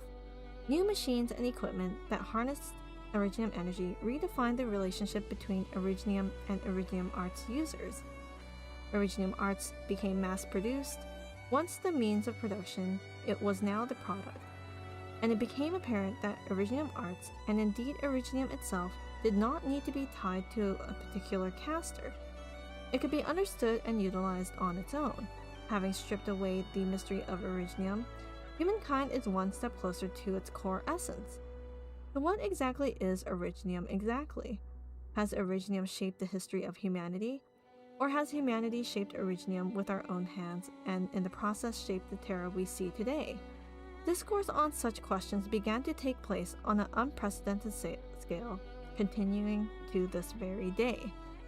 Researchers, that's kind of like in real life, when people are just arguing about theories and stuff. Is that coping, lover boy? Who knows? Columbian School of Originium Application Theory. Oh, Columbia has a theory too. The School of Originium Application Theory believes in systematic analysis and interpretation of Originium arts using modern technology, on the basis of the Grand Unified Theory. This school of theory is still undergoing rapid iteration. Its ultimate goal is to bridge the gap between individual Originium assimilation capabilities through technology. So this one's still like kinda in the works, but not fully fleshed out in comparison to the Grand Unified Theory, it seems, or even like the Luthanian one. Or Sarkaz's Witchcraft even. But Sarkaz's Witchcraft seems a bit more like vague. He ventured in modernizing witchcraft and standardizing it. He had a book written. We don't know when this book was written. Actually, maybe we do know at the beginning of the page. No, it doesn't say. Years, no. Doesn't say when he published this book. Maybe at the very end? Maybe? Mayhaps? Does the lore explain the anime? Haven't watched it yet? I don't know if the anime goes into too much detail because of like runtime, but yeah.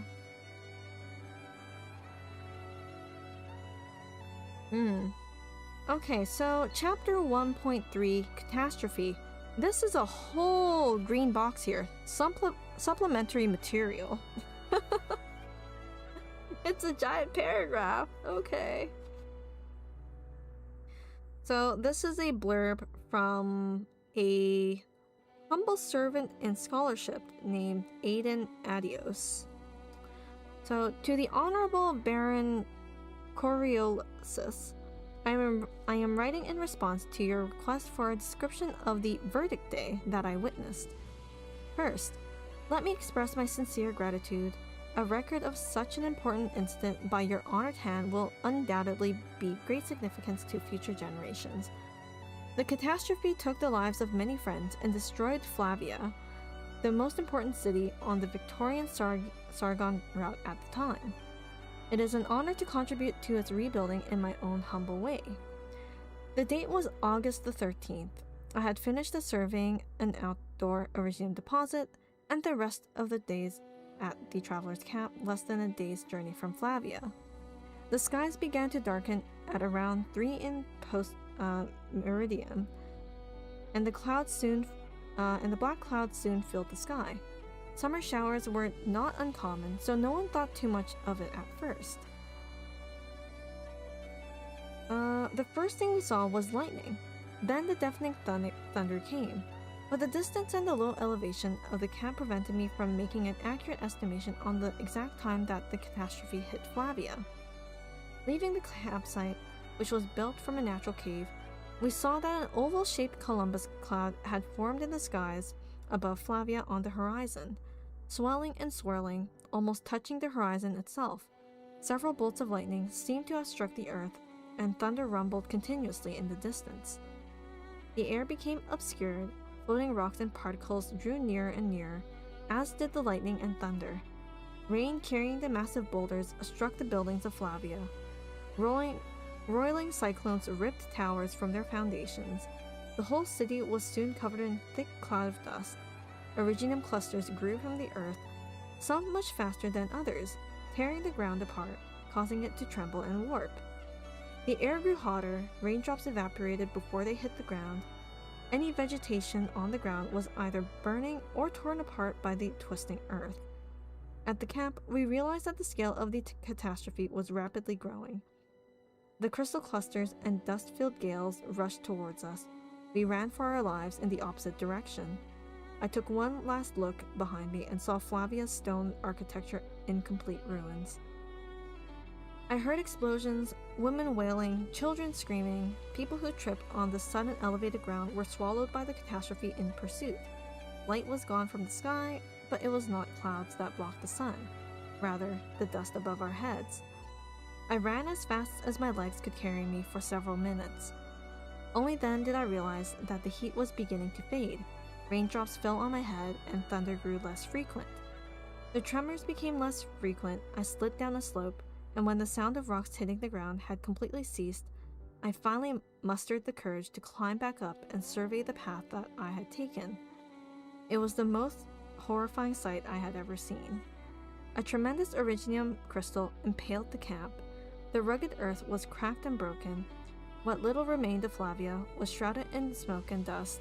Fires raged all around, incinerating all vegetation. Mud fell from the skies. I had to take particular care to avoid the mixture of rain and dust, lest the falling sledge drowned me. I walked for hours. At dusk, I finally encountered two scouts who had come from the surrounding area. They dragged me out of the mud and brought me to a nearby town. The darkness finally dissipated, revealing a setting sun. Most of the survivors were sent to the same town. Many were hysterical, unable to sleep due to fear and anxiety. Those who could sleep often woke up in the middle of the night, screaming. The first night was the worst. It was not until the next day, when the Duke's battleships and soldiers arrived outside the town, that we realized the catastrophe was finally over. Above is the account of my personal experience. Though I reluctantly admit that the passage of time may have clouded my memory on certain details, I hope your Lord has found this account useful. Peace and good health, your humble servant in scholarship, Aiden Adios. What? That was a long passage and first-hand experience of a catastrophe by a humble servant. But glad the guy made it out alive, you know? Catastrophes are scary. It's like anything can happen at that point. Wait, Weiss, you just realized that Erickson is the same guy from the Catalyst Milk ad? I showcased him! We all knew! I thought everyone knew! But yeah, when a catastrophe hits, run. Don't just stand there and watch and put up your phone.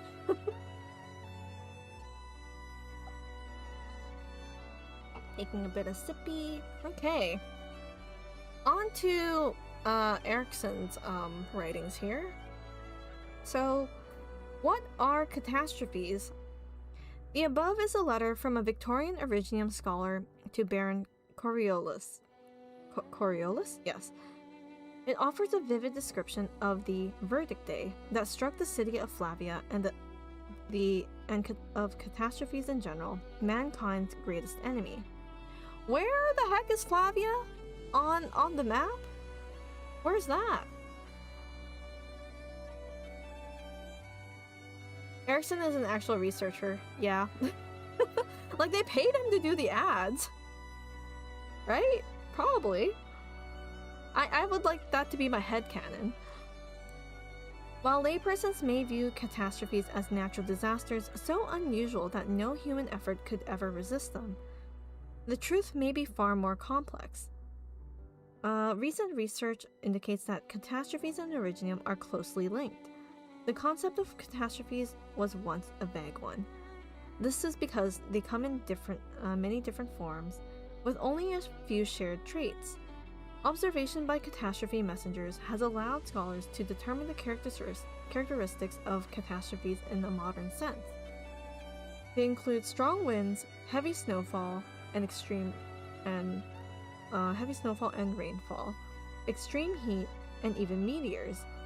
Secondary natural phenomena caused by Originium are also considered catastrophes.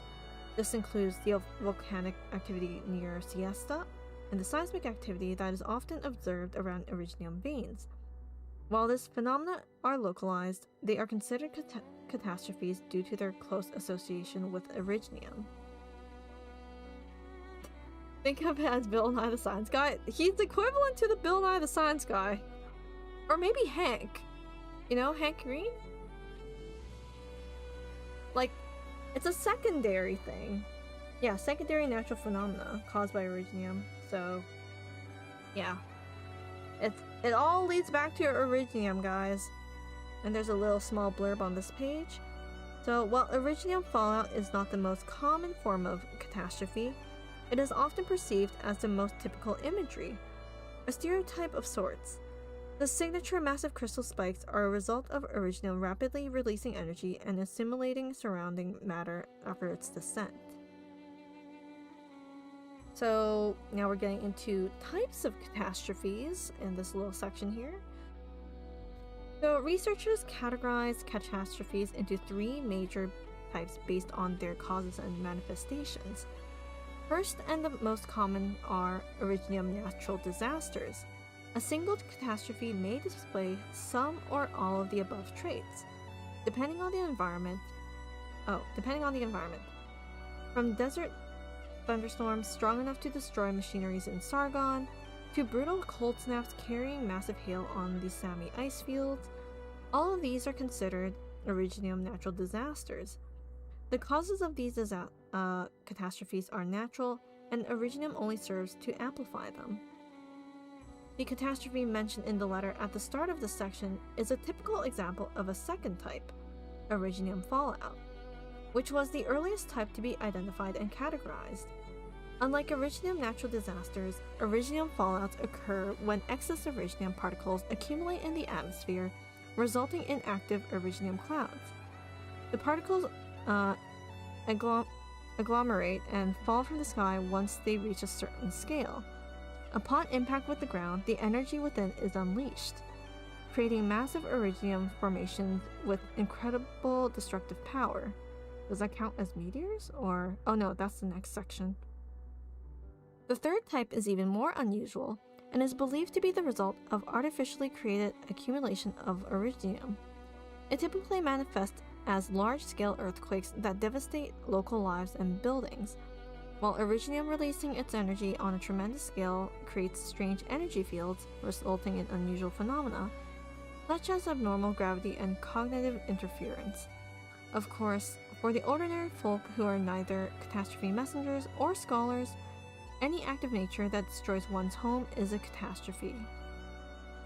Damn.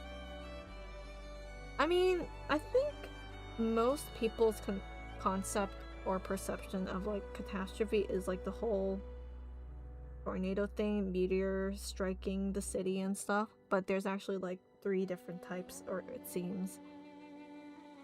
Abnormal gravity, that's gotta be trippy? Yeah. And then there's...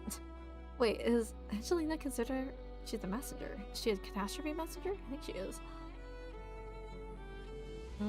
Originium is basically a catalyst that increases the output power of anything they reside. Like they amplify the natural disaster ones, right? So does that mean like the Originium is already at that location and then the disaster hits and then it becomes even worse because of that? Because it takes the energy from it? I don't know. I kind of wish there were like drawing diagrams of this. I could totally like do a doodle stream of all of these and make like drawing concepts. I don't know, I think it's fascinating that we're getting like kind of clear descriptions of like what exactly catastrophes are. Self-replicating rock cancer. Can't be stopped. Okay, more supplementary material. Green box. Cannonade on catastrophe. So, a crucial moment was upon us. Catastrophes came as quickly as they went. The window was fleeting. Let it slip away, and there was no knowing when the next opportunity would come. Tasked with the honorable mission from the Earl, the battleship relentlessly searched for the ground zero of an imminent catastrophe outbreak. Is this from a messenger? Something any sane person would shun at all cost. To understand the role that Originium plays in a catastrophe outbreak, the Royal Victorian Academy of Sciences had worked with the Earl Patrick to develop an Originium sensor that could be fired in an artillery shell connected to a cable that sent data back to the ship in real time. When the catastrophe would strike, gunners would fire these special shells into the sky above its core area to collect data from that otherwise impenetrable zone of danger. The spectacle brought a crowd of local onlookers. Some brought tents, others sold barbecue sandworm legs at makeshift stalls. They turned it into a spectacle? The heck? It's a whole event! The onlookers came from all walks of life. The arrival of a catastrophe had never been before met with such joy and anticipation. It's a business. The sky began to darken at about 11 a.m. The crowd shouted and sang. Everyone knew that a catastrophe was coming. As the first bolt of lightning struck the ground in the distance, the captain appeared on the bridge and gave the order to the gunners, "Fire." The artilleries of the Trafalgar roared, and shells flew towards the Originium cloud. However, the sound was quickly drowned by the deafening rumble of the distant catastrophe. The crowd watched as the Trafalgar cannons launched the volley after volley at the catastrophe. The cannonade persisted, sending back seconds of invaluable real-time data. Ooh. So it seems like they managed to get a bit of data with that small time span that those shells were still, active before the catastrophe probably tore it apart, I would say.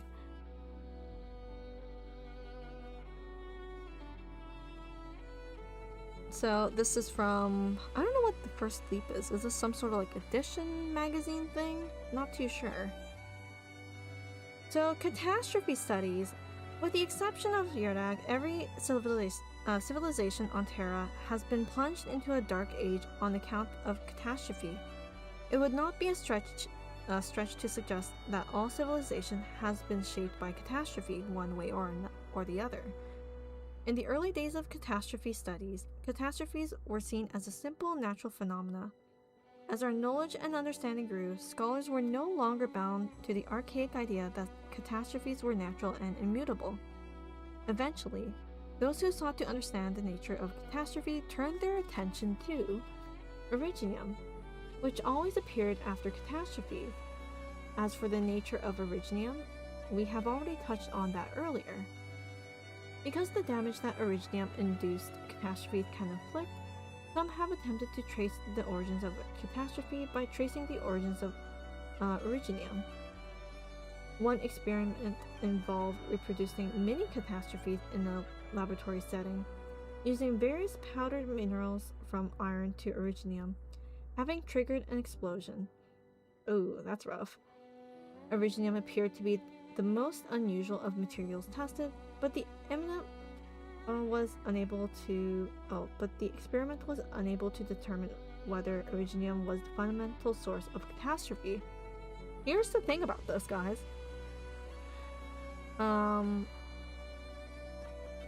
We are able to replicate a mini catastrophe in a laboratory setting, or in Enfield at least, but I guess in modern Terra timeline, I guess they can? Oh wait, no, I think this next section mentions it. It was not until the famous Cannonade on Catastrophe experiment that real progress was made towards uncovering the process of catastrophe formation, and the most plausible theory was put forward. Catastrophes are caused by the accumulation of Originium particles in nature. The energy released during the agglomeration of Originium catalyzes natural phenomena, magnifying them into destructive catastrophes. Further analysis indicates that agglomerated active Originium particles can cause powerful electrical discharge in the air. The Originium shards formed will grow rapidly into sizes of massive crystal clusters. Abnormal phenomena manifested in catastrophes in various ways, but one notable constant is their catalyzing effect on Originium crystals inside the infected, causing their condition to deteriorate rapidly, something not seen in normal natural disasters. In addition, the rise of industry has greatly increased the circulation of Originium particles in nature. Increasingly frequent catastrophes seem to point to a correlation between the industrial development and catastrophe frequency. Until we fully understand the principle, however, any conclusion remains premature. There is still a long way to go until we fully unveil the truth of catastrophe. So it's basically humanity's fault that catastrophes are happening more often, huh? It's always us! So if the catastrophe is due to Originium particles in nature, can't there be catastrophes in Enfield? I think... What was the lore in Enfield about catastrophes? Like... I don't think there was any mentions of any past catastrophes happening, but there is a potential, isn't there, for it to happen? Because what was it? Was Originium like a natural resource on Talos 2, or was it something else? I don't remember. Enfield has Originium particles that was introduced to Talos 2. Yeah, something like that. But I don't think it's near the point to how much like particles Terra has in comparison. So, yeah. I wonder, are the man-made catastrophes just like random them? Like, I guess so. Like, if a lot accumulates, it'll start happening, right? Okay, there's another supplementary material section, so we can just read that. It looks like some research papers from a researcher of some sort. Messengers of Kawaleriki. I definitely butchered that name, guys. Man-made like Witch King dropping on... Would you count that? I don't know. You tell me. So, a day in Kawaleriki. Kawaleriki. I'm gonna butcher this name. So, Monthly Catastrophe Forecast Issue 7. The General Chamber of Messengers of Kawaleriki. From the 1st of July, 1097 to 30th of July, 1097. So, this month, that 1 month period. So, scattered catastrophe occurrences are expected in Casimir in July. The chance of outbreaks greater than magnitude 3 is very low. As warm and humid air from the south moves north, Kawaleriki could be indirectly affected by Originium intensified natural disasters, particularly in the southern Barrenlands. While June was slightly warmer than the historical average, the temperatures are expected to rise further in July.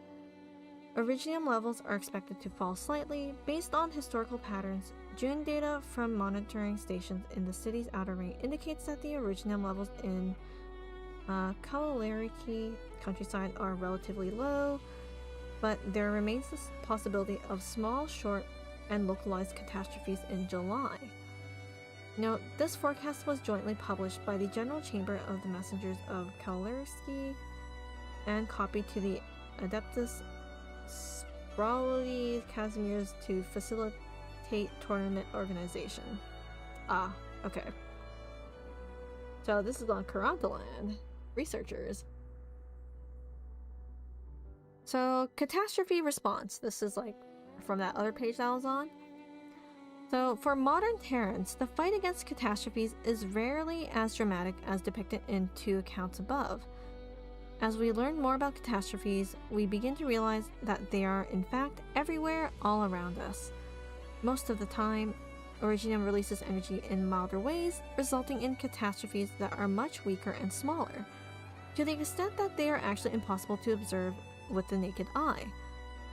Strategically important regions such as Columbia's Special Administrative Regions and Polarity, when linked as the Grand Knight's territory, are more invested in monitoring catastrophe movement than other areas.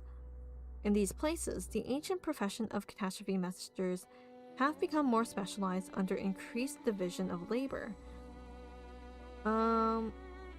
Strategically important regions such as... Oh wait, no, I read that already. Oops. At these key locations, catastrophe messengers deliver data from the areas under their watch to data analysis, forming a comprehensive early warning system. The most experienced catastrophe messengers transition into supervisory roles, dedicating more time to coordinate collective efforts. These teams develop formal measures for catastrophes, including intensity and scale. In the course of their work, which are being adapted and unified across ever more regions, although catastrophes observation teams remain a relative rarity on Terra, they are subtly but surely changing the discussion around catastrophes. My good catastrophes are kind of interesting. Like, can't be seen to the naked eye. And there's like an image of a sketch of a catastrophe messenger observing a catastrophe cloud information, illustrated by Messenger Gerald in the Barren Lands to the west of Victoria. Interesting. So, conclusion. To a certain extent, our civilization has been shaped by catastrophe. While catastrophes continue to influence our understanding to this land, we no longer live in fear and ignorance of them. I believe that the day will come when tragedies like Flavia are truly a thing of the past, when we learn to achieve balance and harmony with the environment around us. Will that ever be a thing? Okay. There is a subsection for catastrophe messengers, chapter 1.31. Need a drink. Whoa. That's a lot of reading for the catastrophe section here. But how many more? 4 more pages of catastrophe related topic content. But I might end stream probably in 13 minutes because I do kind of want to sleep a bit earlier today. So if we can finish these 4 pages, that would be great. Actually, no, I don't read that fast. Maybe not. Alright, take care, Level Boy. Thanks for watching and tuning in to this read-along. We'll have more read-alongs later, because I might as well just read this on stream. It's a really nice, like, break to read stuff on this. I want to, like, jump into ahead of, like, other lore stuff. Like, this is interesting. I want to read more Calcit notes. I do. There's, like, interesting stuff around here. There's a lot of, like, text. Oh, I see some pages with, like, a lot of, like, Calcit scribbles all over, too. Yeah, this is, like, a proper, like, textbook, guys. So, Catastrophe Messengers. Epigraph, by A True Story, a closer look at messengers. Put on your hat, tie your leg wraps, wear your gloves, and cover as much as your exposed skin as possible, even your neck. Then fill your bag with equipment, food, and survival tools. Finally, grab a hiking pole if possible.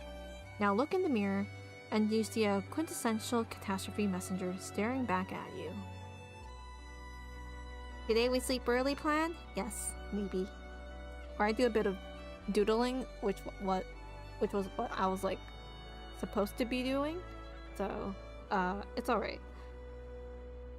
So it is not unusual to encounter travelers crossing the Barren Lands on foot. The Barrens are filled with danger, and not a place to stay for any longer than absolutely necessary. At any moment, one could encounter falling rocks from the sky, or an iridium shard protruding from the earth. Those who walk the Barren Lands do so swiftly with heavy steps. But there are few who seem to take their journey at a leisure pace, stopping frequently to tap at peculiar rocks with a hammer or observe the readings on their iridium meters. Sometimes they stray from the well-traveled traveled path venturing into more remote and dangerous areas. Only people who do so are scholars like myself, collecting data on the way to visit settlements in the Barrens. The catastrophe messengers... catastrophe messengers. Despite having the word messenger in their title, their main responsibility is not delivering letters, though many take it up as a side job. So delivering letters is just a side hustle for these guys. Okay. Their main duty is observing and assessing catastrophes and providing early warnings. Yet, catastrophes come in many forms, and observation by the naked eye alone is not enough to decipher the unpredictable Terran weather. Fluctuation in environmental parameters associated with originium prior to the occurrence of a catastrophe is one of the patterns that has been found to reliably predict them. As catastrophes come in many shapes and sizes, however, such fluctuations often occur within a very small range. As such, catastrophe messengers have to measure the land with their feet, capturing changes in the environment little by little. Next page. Nope, it continues. Catastrophe messengers are often seen in the barren land near nomadic cities and other settlements in the employ of local governments and other organizations. After all, it is the people and their homes that need to be protected the most of the time. There is very little reason to devote one's efforts to protecting an uninhabited area. Okay. This is like a really like detailed section about like catastrophe messengers. They have like 4 pages worth content here. Need another sip of water. What? Okay. So, an oath to civilization. Catastrophe messengers have been active long before the advent of the first nomadic city, even before the concept of occupations. Those who perform the functions of a catastrophe messenger, providing warnings to those in power, have been an indispensable part of any Terran civilization. Archaeological research suggests that our predecessors, whether noble or peasant, elder, ancient, or sarkaz, were compelled to remain perpetually mobile to evade the devastation of catastrophes. And I guess now the moving cities and stuff. And the plates. After centuries of nomadic migration, ancient civilizations discovered the basic patterns of catastrophes, and appointed the task of tracking and observing catastrophes to those with the most aptitude for doing so, the precursor of modern catastrophe messengers. In time, the profession of catastrophe messengers gradually became one distinct from all others, an indisputable prerequisite for modern Terran civilization.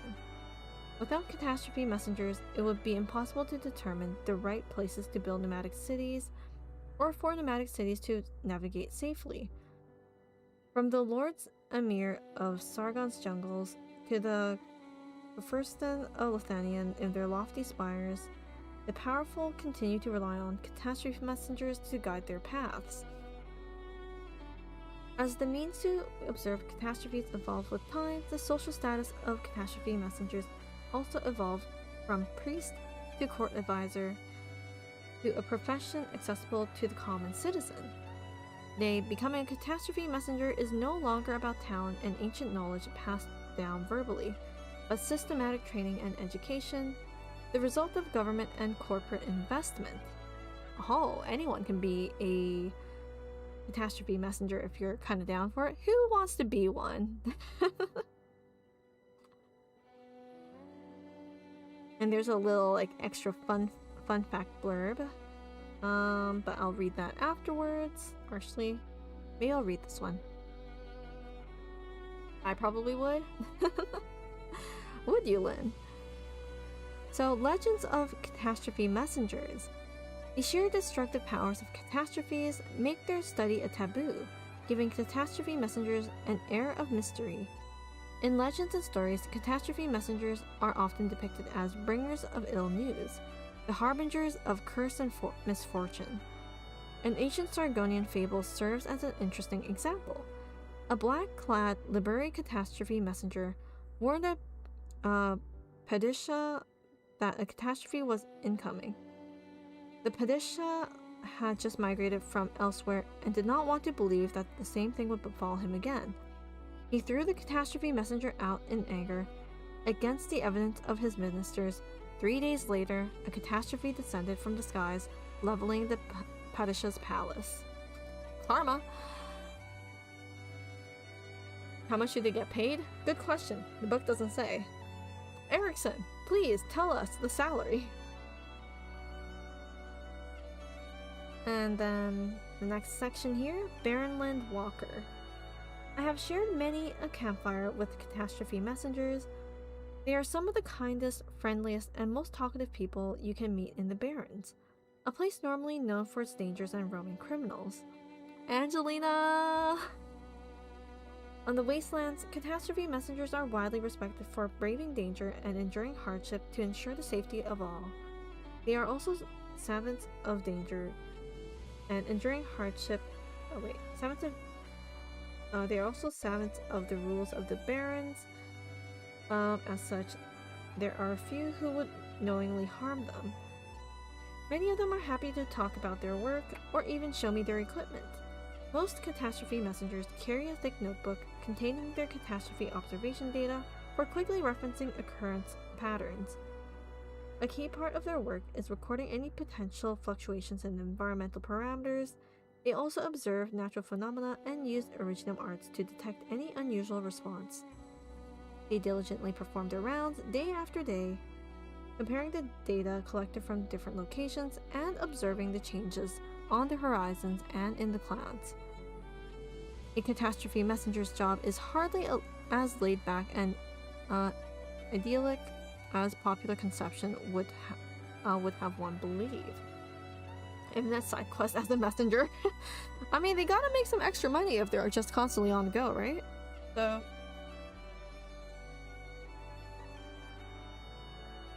water. Testing equipment and observational tools take up most of the space in the catastrophe messenger's backpack.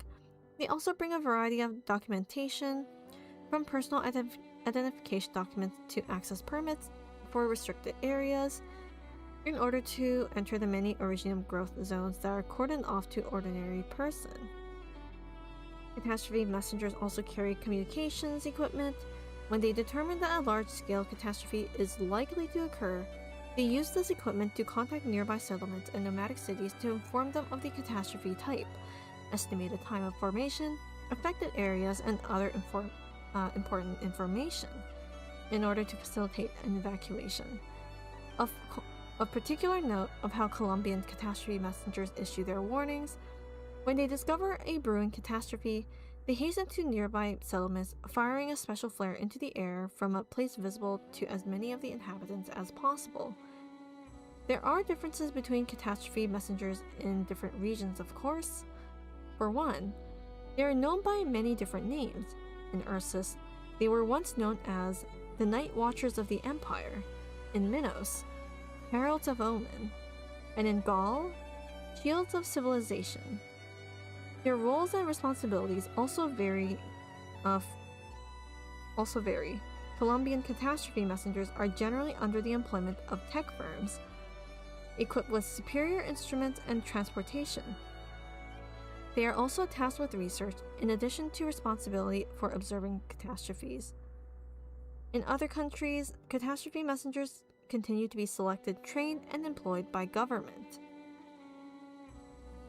Messengers on our staff: Bridget, Earth Spirit, Afiala, Leonhardt, Mulberry, Province, Tsukinogi, Angelina, and Haiti. That's a lot. Wait, hold up a second.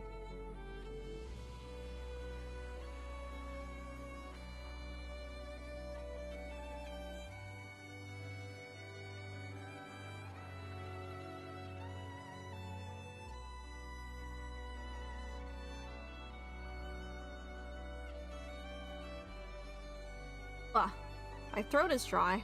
Also, type 3 on the screen. I was like coughing. I think I'm reaching my limit here, guys. I think 3 hours is actually my limit for reading. Ah! Okay. Where were we? We were at the end of this paragraph, right. Okay, so in a certain technologically advanced regions, the role of catastrophe messengers is further specialized. They are only responsible for collecting data in the field, with further analysis being the domain of specific promising laboratories. As the Originium industry continues to progress, the extraction and utilization of Originium resources become increasingly prevalent. Greater demands are also being placed on early catastrophe warning. As such, catastrophe messengers is becoming an increasingly specialized profession.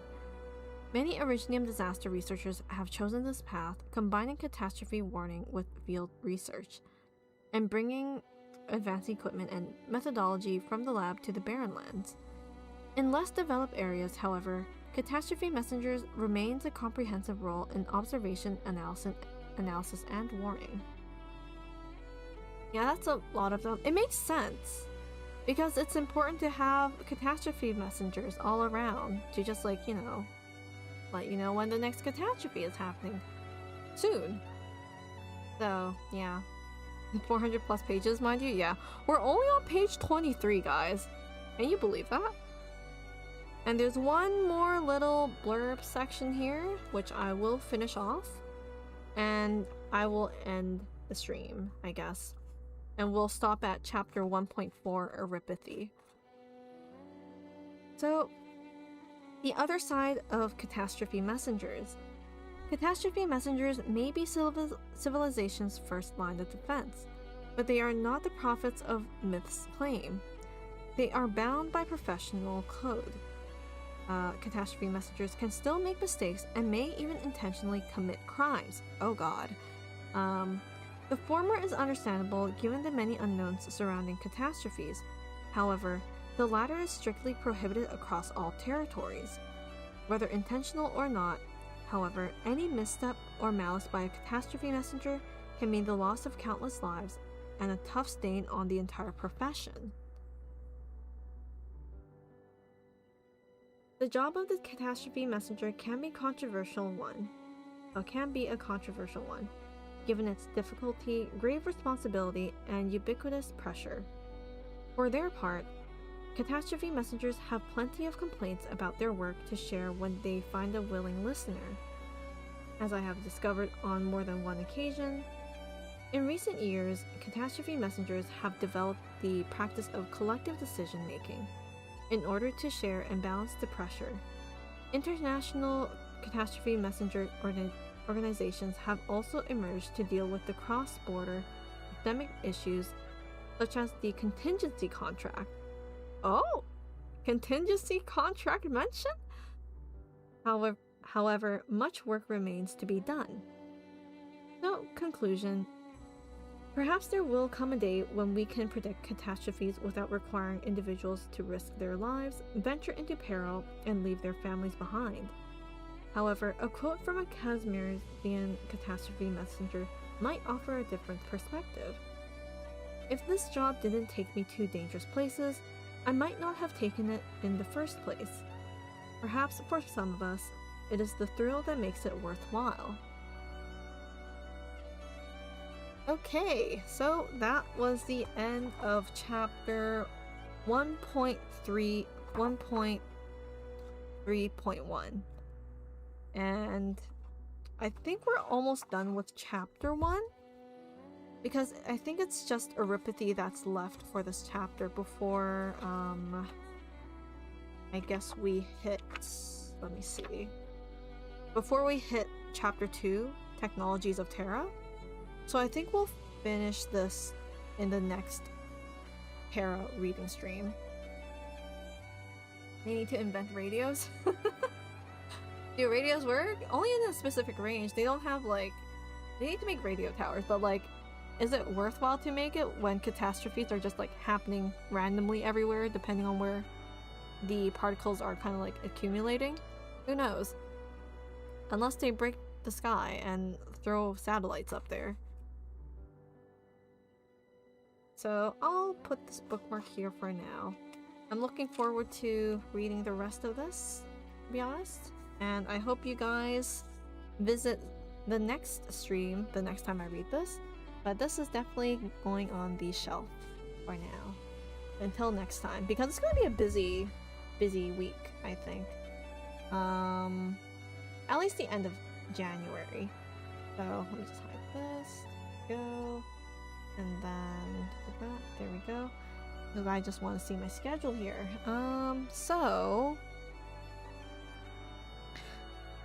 Atto releases on Friday. So I'll be playing that. Tomorrow, you know what? This is gonna be my break day. I'm gonna take the actual break tomorrow. No stream. You won't see me. And then Limbus Company will be on Saturday, continuing the Kanto. Probably won't finish it. So maybe 2 or 3 more streams to finish Kanto 9 and catch up. The 18th, I kind of want to do a doodle stream, so maybe we can do reading streams every Wednesday, unless something comes up. When's CC coming out? When's CC? I'll also use the same Google Doc for these reading streams. So before stream, I'll just like take pictures of what I find interesting, and then you guys can just follow along. You doubt? What do you mean? Anyway, thanks for listening, tuning in to my voice also cracking near the end of the stream, but I'll see you guys next time then. Okay, hope you enjoyed that. I'm gonna go drink some more water and soothe my throat because it is very dry right now. But I'll do like a quick skim through the book to see if there's anything interesting. But I mean, I think all of this is interesting in general. Like, I am fascinated by all this information I'm getting in this book from Ericsson's perspective, because we know some things that he doesn't know, right? DC is after Atto, before Av Musica? Really? Okay. Wait, was there like a specific date for it yet? Or no? I'll find out later. Anyway, bye guys! Bye bye bye! Good night, enjoy the rest of your day. Thanks for hanging out for this shorter than usual stream, but I think I'm at my limit because I've been like reading nonstop. So, take care. Bye!